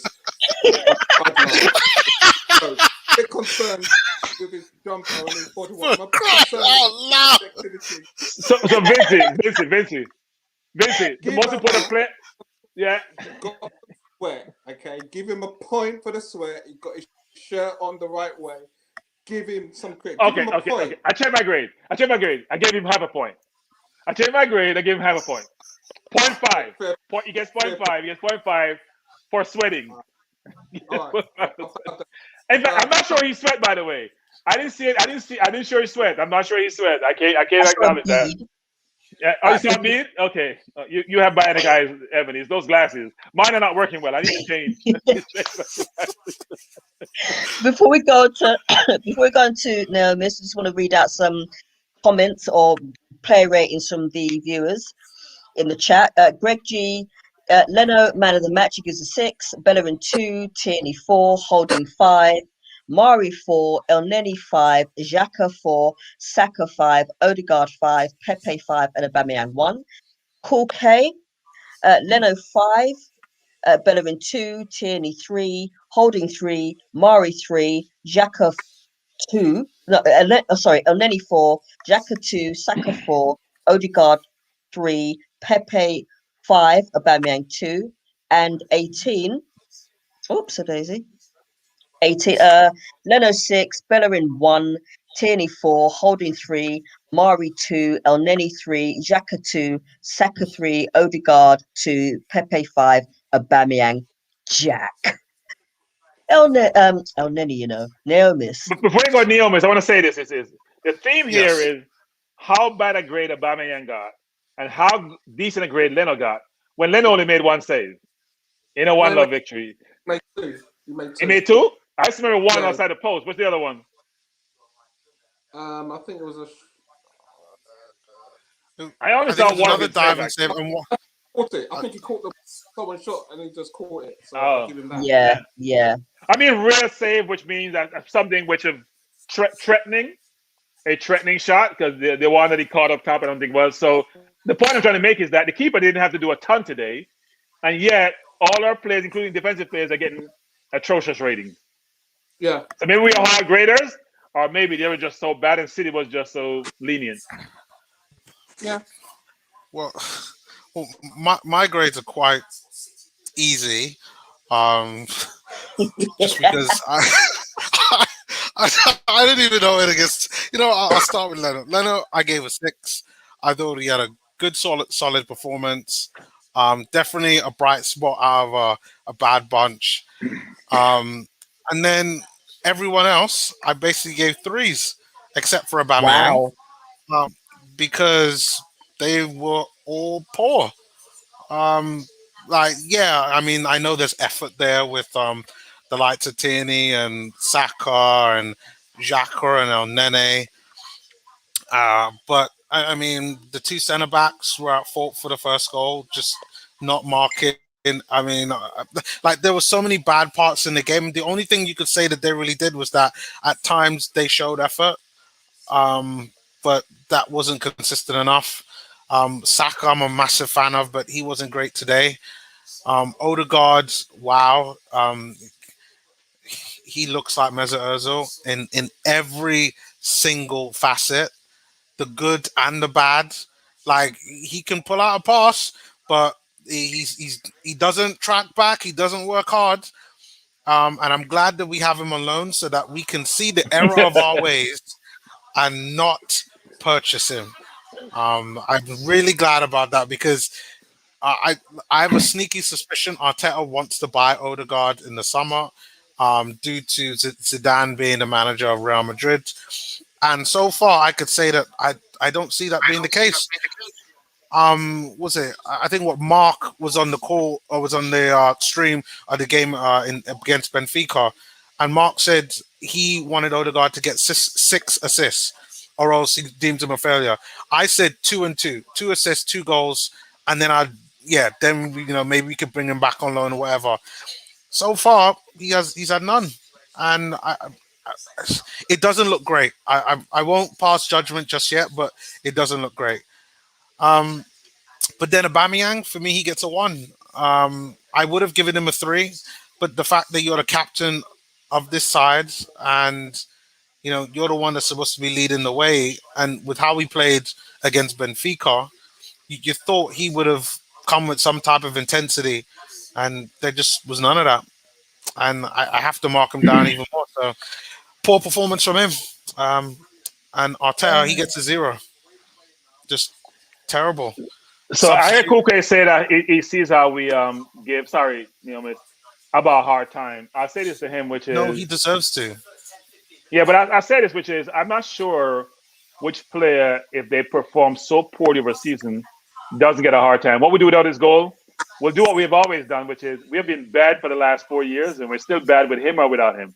He has made a difference to where we are. People can talk about Xhaka, what Xhaka's done over the last 4 years. What has Aubameyang done over the last 3 years? Yes, he scored a lot of goals in one season, but maybe move us from 6th or 7th to 10th. He hasn't been a difference maker in terms of his overall play. He's a goal scorer, but he doesn't do anything else. Nothing. We need a complete player to play up top. And you may get less goals, but you get a more complete player who will bring other people into play, who can set up more goals, who can hold the ball up to bring your team together and take pressure off your defense and your midfield. He doesn't do that. To be honest, go on, Emis. No, to be honest, I was just going to say, just following up on Bertram's point, I think that that's the route that we will go towards finding that. I just think that right now for the next, 3 years, while Aubameyang is on this big contract, I don't think we kind of have a choice. But in the summer, I think, once we unfortunately move Lacazette on, I think that's the route forward, because the young players, even though they are great, they still need a lot of development, and so you don't quite know whether they can become that complete player. But yeah, it's we've got a long way to go. Delusional panel, All right, let me just read out some comments. Apollo says, before I give my ratings, Apollo says, Man City were poor. They were, especially in the second half. They had one gear today, and if our attacks had gone right, they would have dropped points. Simple. GK says, Odegaard just not involved enough for me. Too static, doesn't run at the defense with the ball. Osman Ali says, Basic says that Auba isn't that kind of player. Fans need to accept it. Forget Seba, Sabaya, and Odegaard. Buy Bundia and Oar, who are both press resistant and can dribble and commit, also pass better. Osman says Aubameyang, Bellerin, and Holding were abysmal, but that's no surprise, though. Though, is it? Saka was good again. Xhaka was all right. Odegaard tried, and Leno was good. Okay, let me give my scores. Oh, Leno, Ebony, before you go on, I just like to say that we lose this game, and every time we lose a game, you would expect the captain to go and do an interview on Sky Sports. Right now, Kieran Tierney is put himself out there again to do an interview to talk to Sky Sports. Where is our captain? This is exactly why I give him one. Where No, is he'll he? go on there when he scores. He'll be there. If he scored, he'll be on there. Yeah, no, he will be there when he scores. But it's like awful. And this for me, sorry, Ebony, and this for me is the problem with our football club. Okay, and I'm surprised. I'm gonna call it out. I'm surprised Arteta is allowing this. Okay, Arteta's he knows how Arsenal carry on. Yeah, with our captains and what we stand for. And yes, he's been given the armband by another manager, but he's coming as the manager now. He's going to instill what he wants. Okay, don't forget what you're seeing is what he wants and what he's allowing.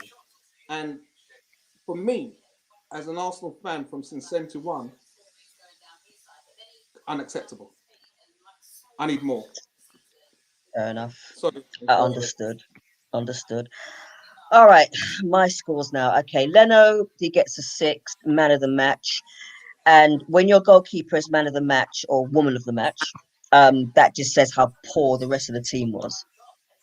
So he gets a 6. He made a couple of good saves. There was that. I was trying to also remember that second save that he made. There was a save where he made one of those what I call Spider-Man saves, where he really had to stretch. But for that, and the goal, it wasn't, he wasn't at fault for the goal. As a goalkeeper, I would expect that you rely on your defense and your midfield to track the opposing player, but they didn't. So I give him a 6 for his efforts. Bellerin, I don't know whether he's lost his pace.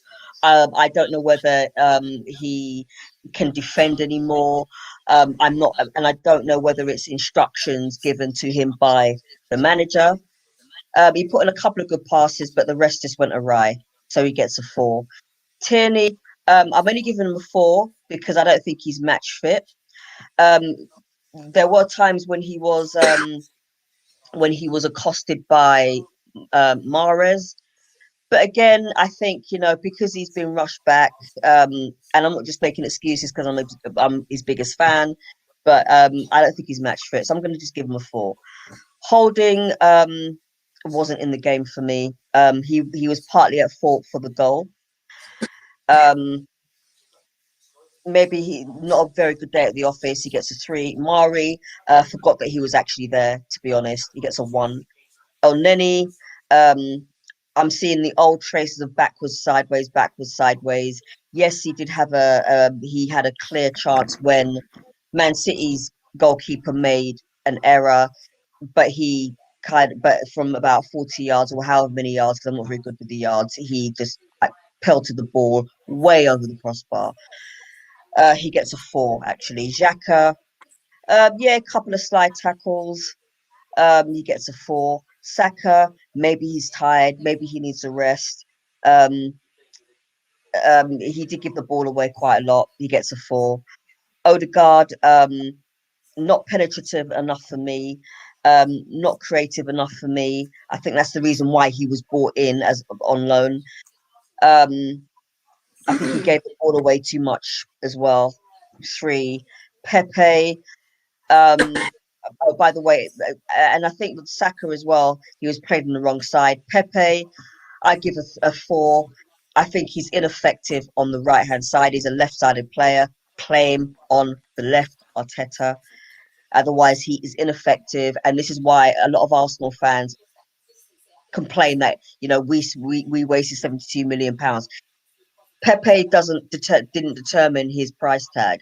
At the end of the day, if you want the best from Pepe, you have to play him in his right position. For that, I'm giving him 4. Aubameyang hardly in the game, got bossed off the ball. Yes, he was fouled a couple of times, but still, you would expect him to be a bit more creative. He gets a 2. Arteta, he gets a 1. Bad tactical choices. Doing the thing whereby he's playing players in the wrong position. Once again, he's bringing on substitutions late.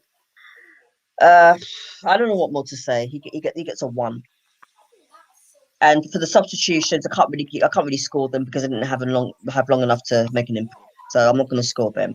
They're not applicable in a good way. But yeah, those are my ratings. For the whole game for me, right from the beginning, apart from the goal, we were just slow.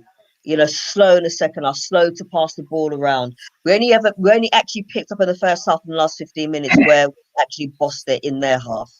And we didn't even create any chances. Second half began in exactly the same way as the first half. Man City were poor, and you could see that they were poor. You could see that they were holding on to a 1-0 lead, but we didn't actually capitalize on that. All we did was we passed the ball around a little bit. We got the ball. We had about 51% of possession in the second half, and we did nothing. We did absolutely nothing. We passed the ball around, but that is about it. But Man City were for the taking, and we just didn't capitalize. So that's me. Do any of you guys want to? I'll say something actually, which is I see Odegaard and he comes in and he gets all this game time. I know they're trying to encourage him to think about pressuring Real Madrid to let him come to join us. But he reminded me of Ceballos when football first joined us. You guys remember the first game he played, he was all world and we're saying sign him. And he played against Liverpool and he looked like a fish out of water.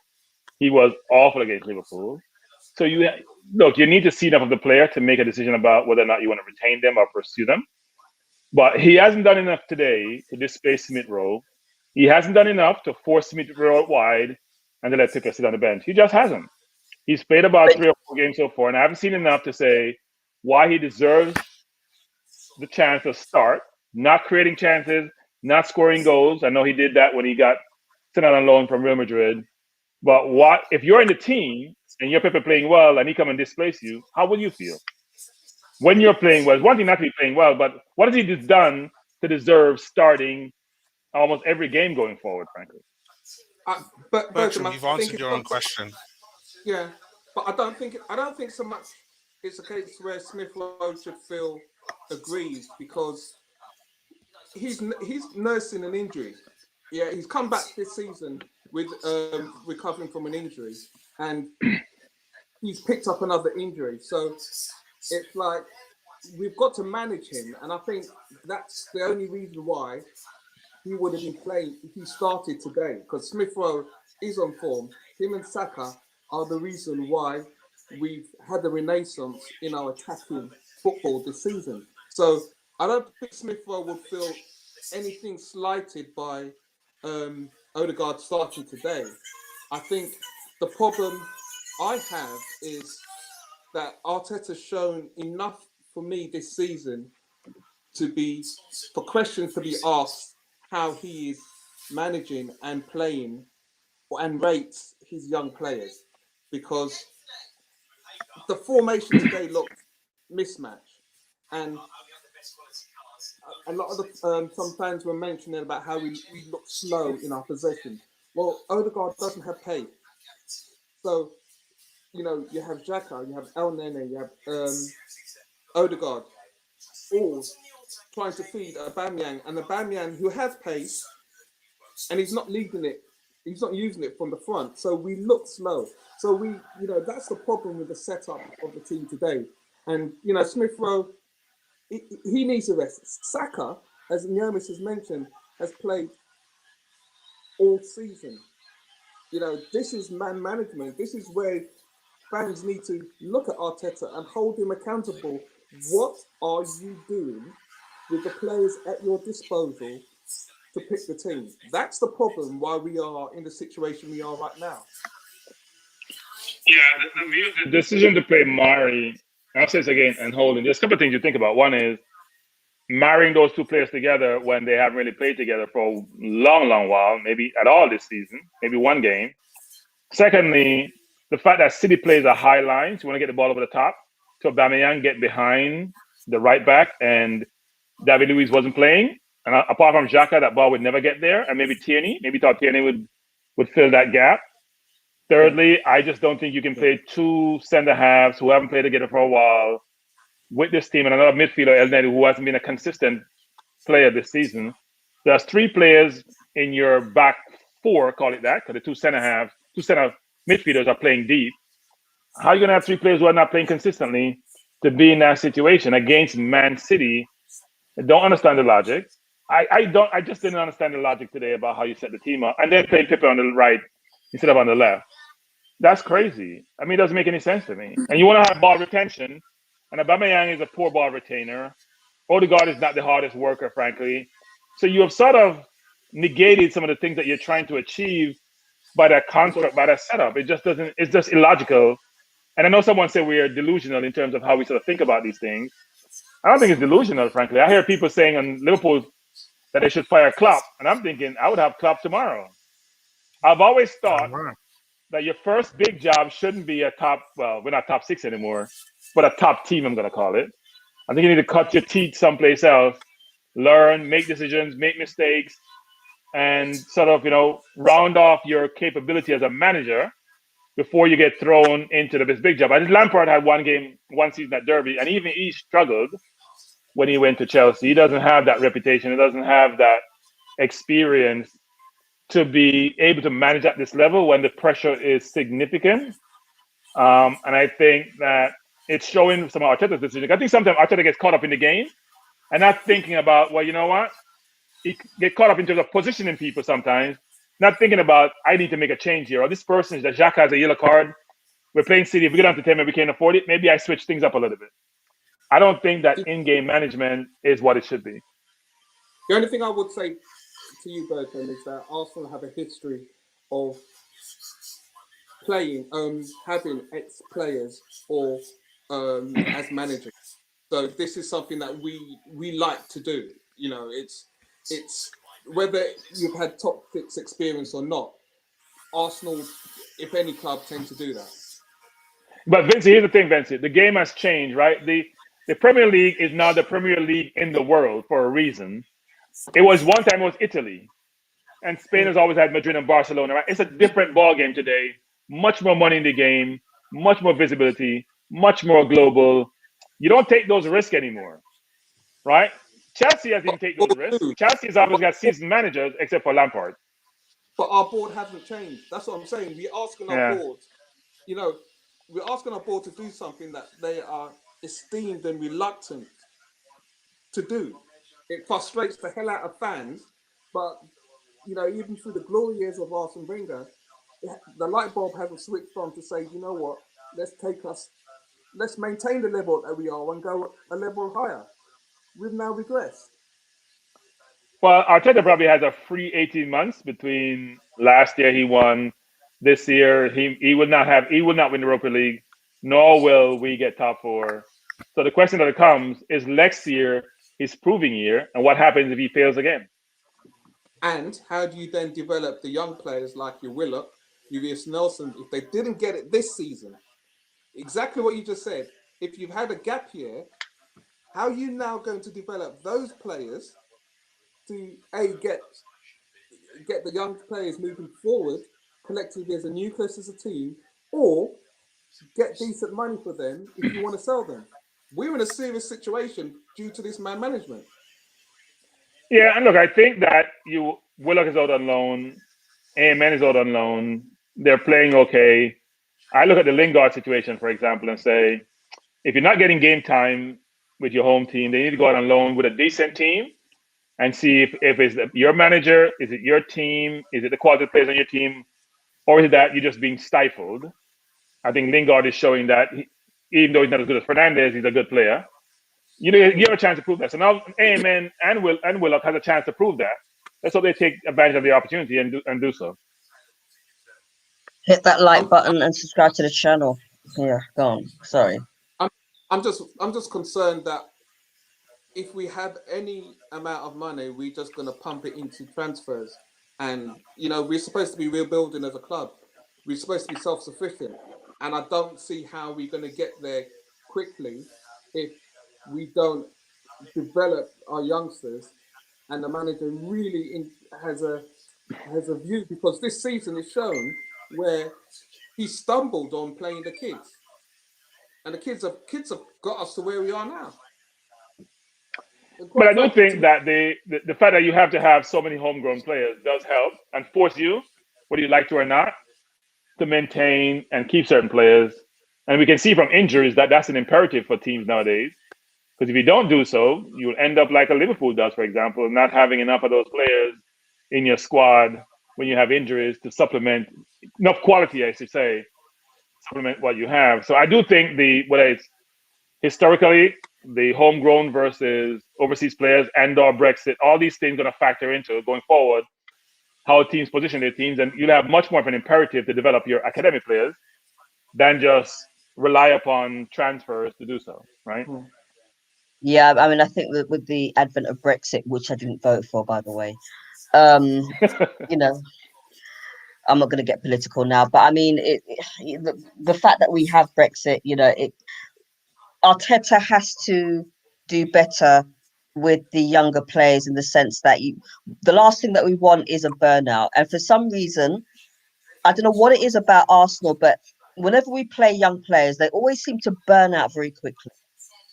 I don't know why that is. And there has to be some sort of man management, and on top of that, we need a bigger squad. I know people are thinking, what the hell is everybody talking about? But at the end of the day, it's like, if you look at Man City, Man City have what, 2 or 3 players in every position. We seem to swap players around.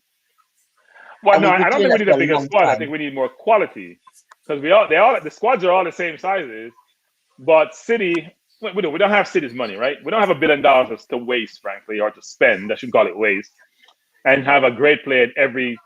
Because when you have 2 players in every position that are great, it causes dissension in the ranks. When you're not winning, obviously City's winning, so they can lessen. But think about it. Aguero didn't play today, right? You have Aguero on the bench, Jesus on the bench, De Bruyne on the bench. They won a lot of games without those players, frankly. So they are interchangeable. You have Foden on the bench, who's been playing great, not even the team today. So you have to be playing players great wages for them to not to feel disenchanted. Or you have to be winning a lot like they do. So they know every competition, so they can afford to give game time, because they're going to go deep in every competition. So, sorry, Bertram. Apollo, could you just put up that quote from Sporty Jordan about Arteta's saying something about an error? Yeah. Sporty was saying that Arteta in his interview said that he made a tactical error but did not elaborate. You didn't have to. No, I think his error was us playing this game. I don't think it was a touchdown. I think I don't get we should play City. We should pass and play was City every year, because we haven't beaten them. One of them was playing Pepe on the right. Yeah, but he should know that. He doesn't. He doesn't even need to. It has nothing to do with City. This could have been Norwich or Charlton. Like, why are you playing Pepe on the right and not the left? Like, especially after recent form that's of both players. Yeah, that's been so productive, and it's like some things are no-brainers. Did Arteta play this one safe by saying, okay, all right, Saka, you protect Tierney, and Pepe, you be on that side, and okay, try and get the best out of what you can get, because as fans, we're expecting Saka and Pepe to kick on from the performances that you've done of recent weeks. Yeah. Yeah, but did he say a tactical error, or did he say that his team didn't follow the strategy that he wanted them to employ? I thought that's what he said, actually. I think he said that they didn't follow what they were instructed to do, what they practiced in training. If that's the case, that's embarrassing. Because he said they dominated the game at some point. I don't know what part that was, but he said they dominated the game at some point in the game. He said they dominated certain areas of the game. He always says that anyway. We always dominate some part of the What game he or the could have game. done, what Dominate. Arteta could have done was he could have actually swapped them round in the second half. Yeah, Just any time in the game, just get a Anytime. message. Hey, swap. You can Yeah, play that's what he could have done. the tactics either side, depending on how you are in the game. If one gets better on the other player, flank, swap. You have that flexibility. We didn't even Yep. see it. Yeah. Oh dear. Who's our next game? Our next game is against Benfica. And then But we have then we've Leicester. got Leicester, What, then next week? Burnley, then no, the week. Yep, next week Sunday, you got Leicester. Well, Then look, we've we got won't make Burn. top four again, so we shouldn't worry about it. We won't get relegated, and we won't make top four, so we're just gonna enjoy the rest of the season. Just enjoy the games, not get excited. It doesn't really matter Let's anymore. just We're not going to Europe. We're not going to Europe. no. Look, let's focus on the Europa League so we could get into the Champions League and make more money. That's how we have to think of it now. It looks like you haven't looked at the team. It's just. You haven't looked at the team in the Europa League names, have you? Oh dear. No, listen, I know it's a long shot, but we can do it. I see it as 5 one-off games. That's all we're asking. 5 wins, Arsenal. That's all you need. Yeah, but Benfica's like twice, so and it's also neutral ground as well. So it'll be very interesting to see what lineup he picks on for Thursday. I wouldn't play Okay. Odegaard if I was him, but he's going to play him. But he wouldn't play Odegaard. I don't think he does enough to retain his place against Benfica. Tough game We all Thursday. know. Yeah. What does Apollo say? All these games are close, but because apart from City, Leicester not running away with things. West Ham 2, the S word, Liverpool are rubbish, as us. But if we can't give ourselves a chance, we'll be in a bad position yet. Agreed. We're not good enough to make top four. I'm sorry. No. We're not gonna. Of course, The we're not. problem is all of those Leicester's teams. good. Yeah. We're not. We're not good enough to make top four, but because we're just not at that level at this present stage. But then you've got to remember as well, this season has been quite wide open. It's like this time last season, no one was thinking that West Ham are going to be in fourth position now, and it's just gone mid-Feb or it's late February, so they could easily finish fourth. Leicester last year had the worst injury record ever. That's why they should have finished in the top 4 last season. Their centre halves were gone. Their right back was gone. Midfielder gone. They had so many injuries. That's why they faltered. If they don't have the same injury situation going down the stretch, I don't think they'll falter. I watched them today. They look like a very good team, very organized.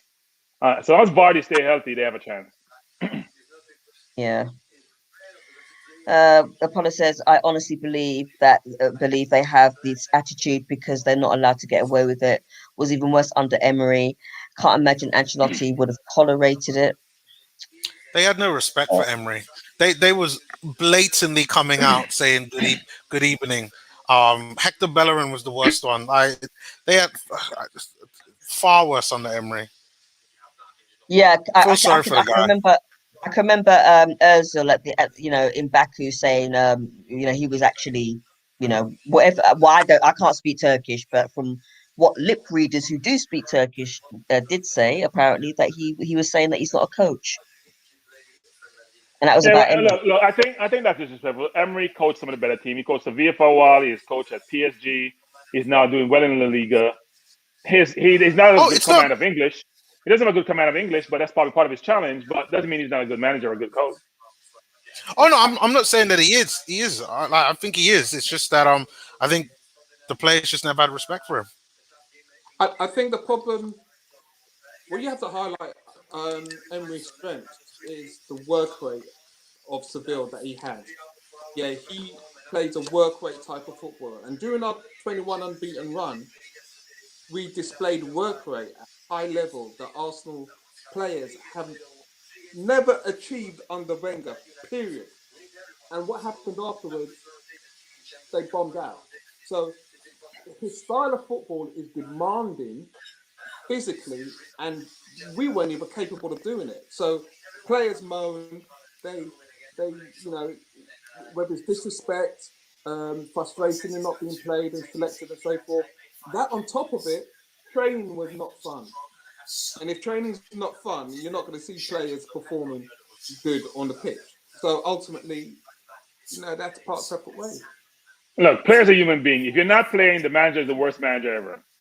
If you're playing, like Guendouzi is a great manager. Guendouzi has loads of comments about him subsequent to leaving us. That's how players are. If you're playing me, you're great. If you're not playing me, you're awful. You gotta take it with a grain of salt who's saying what. And Ozil wasn't getting a consistent game time, similar to what Arteta did with him. At some point, manager says, you know what? 11 players have to play both ways. You can't be afforded this luxury that Wenger gave you to do what you want to do. 40 Jordan says, Pep in his interview, Arteta is clever. He knows everything. I learned from watching his teams. You cannot be serious, Pep. Because his friend. I mean, he has to make his friend look good. I mean, if that's his friend, then you're gonna support your friend, right? That's what you should be doing. Yeah. Yeah, it'd be nice to be honest though, and not go around the town to be nice. Let me see if I can actually get any more comments. Arteta is too clever for his own good on occasion, says Andrew Roach. GK says, Cool K, I'm not interested in what you're saying.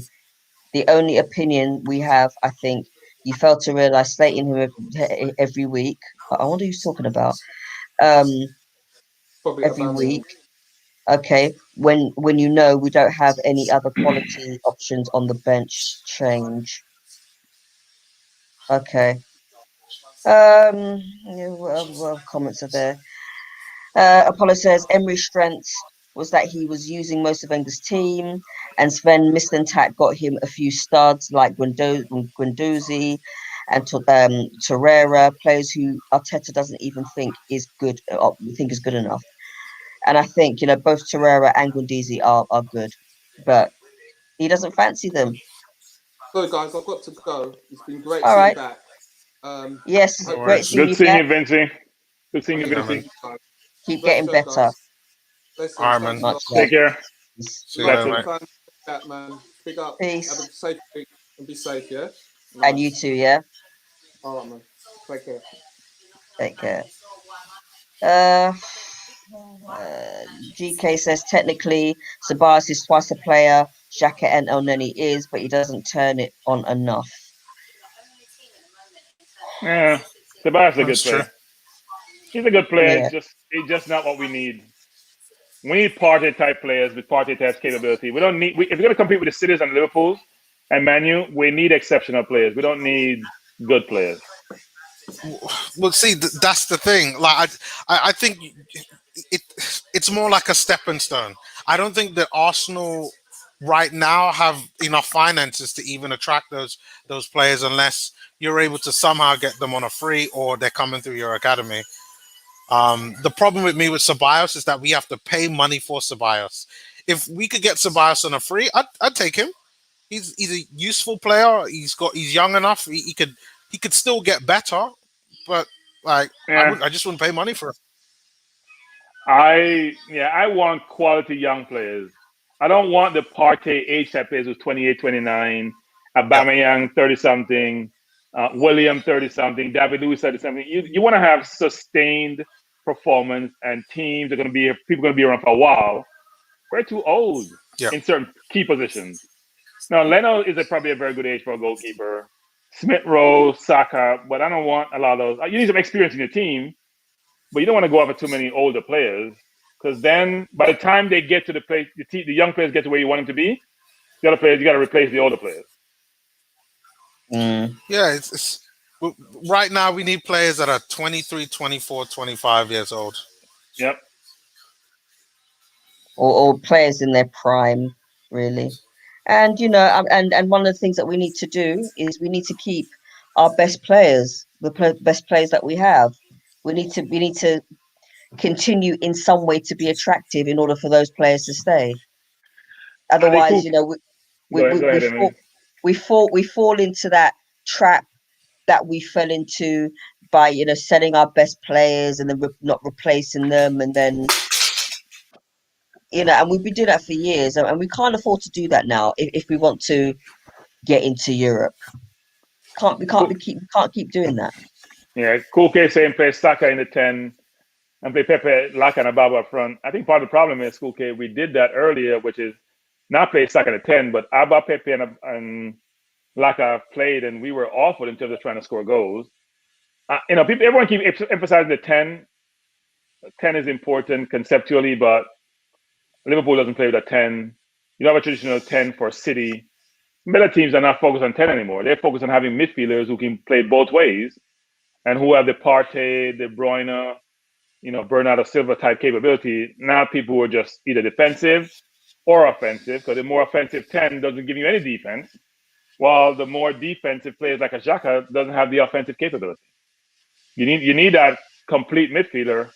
You don't need, and I was hoping Willock would be that, but he still needs to mature and to get better. But you need someone who's going to be able to play deep, but also can get behind defenses or make that pass between the lines.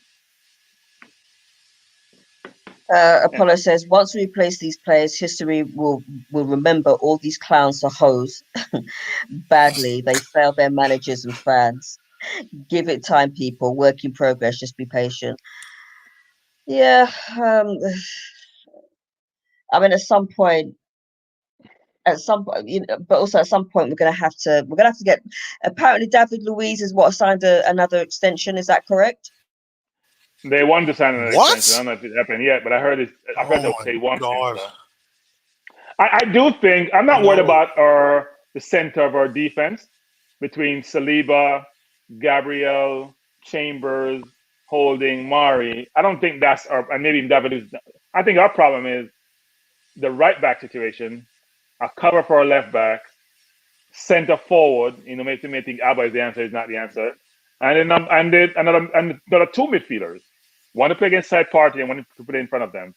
That's my concern. So we need about 6 players and a backup goalkeeper. Ryan may be the answer, frankly. Ryan could do a good job as a backup. Yeah. And Leno is young enough. But I do think we need, in the middle of the park, because Laka to me is not the answer. Not as Odegaard. I don't know about Odegaard. I haven't seen enough of him to make that decision. But I do think we need some quality.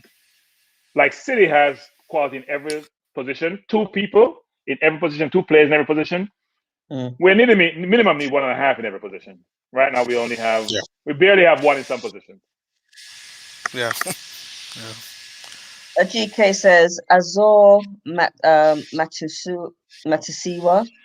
This kid is special. Believe he'll get that Spanish elite club move. I've not seen him play, so I can't really say too much. Basic says De Bruyne, David Silva, Bernardo, Foden are all number 10s, and they play in midfield. Have to defend 2. The thing about Aubameyang, I mean, he scores goals, but of late, he's been tracking back a little bit, but he doesn't do it enough for me, and I'd like to see a bit more of that. I think he did it against Leeds, where he kind of lost the ball, but then he fought for it back, and he doesn't do that enough.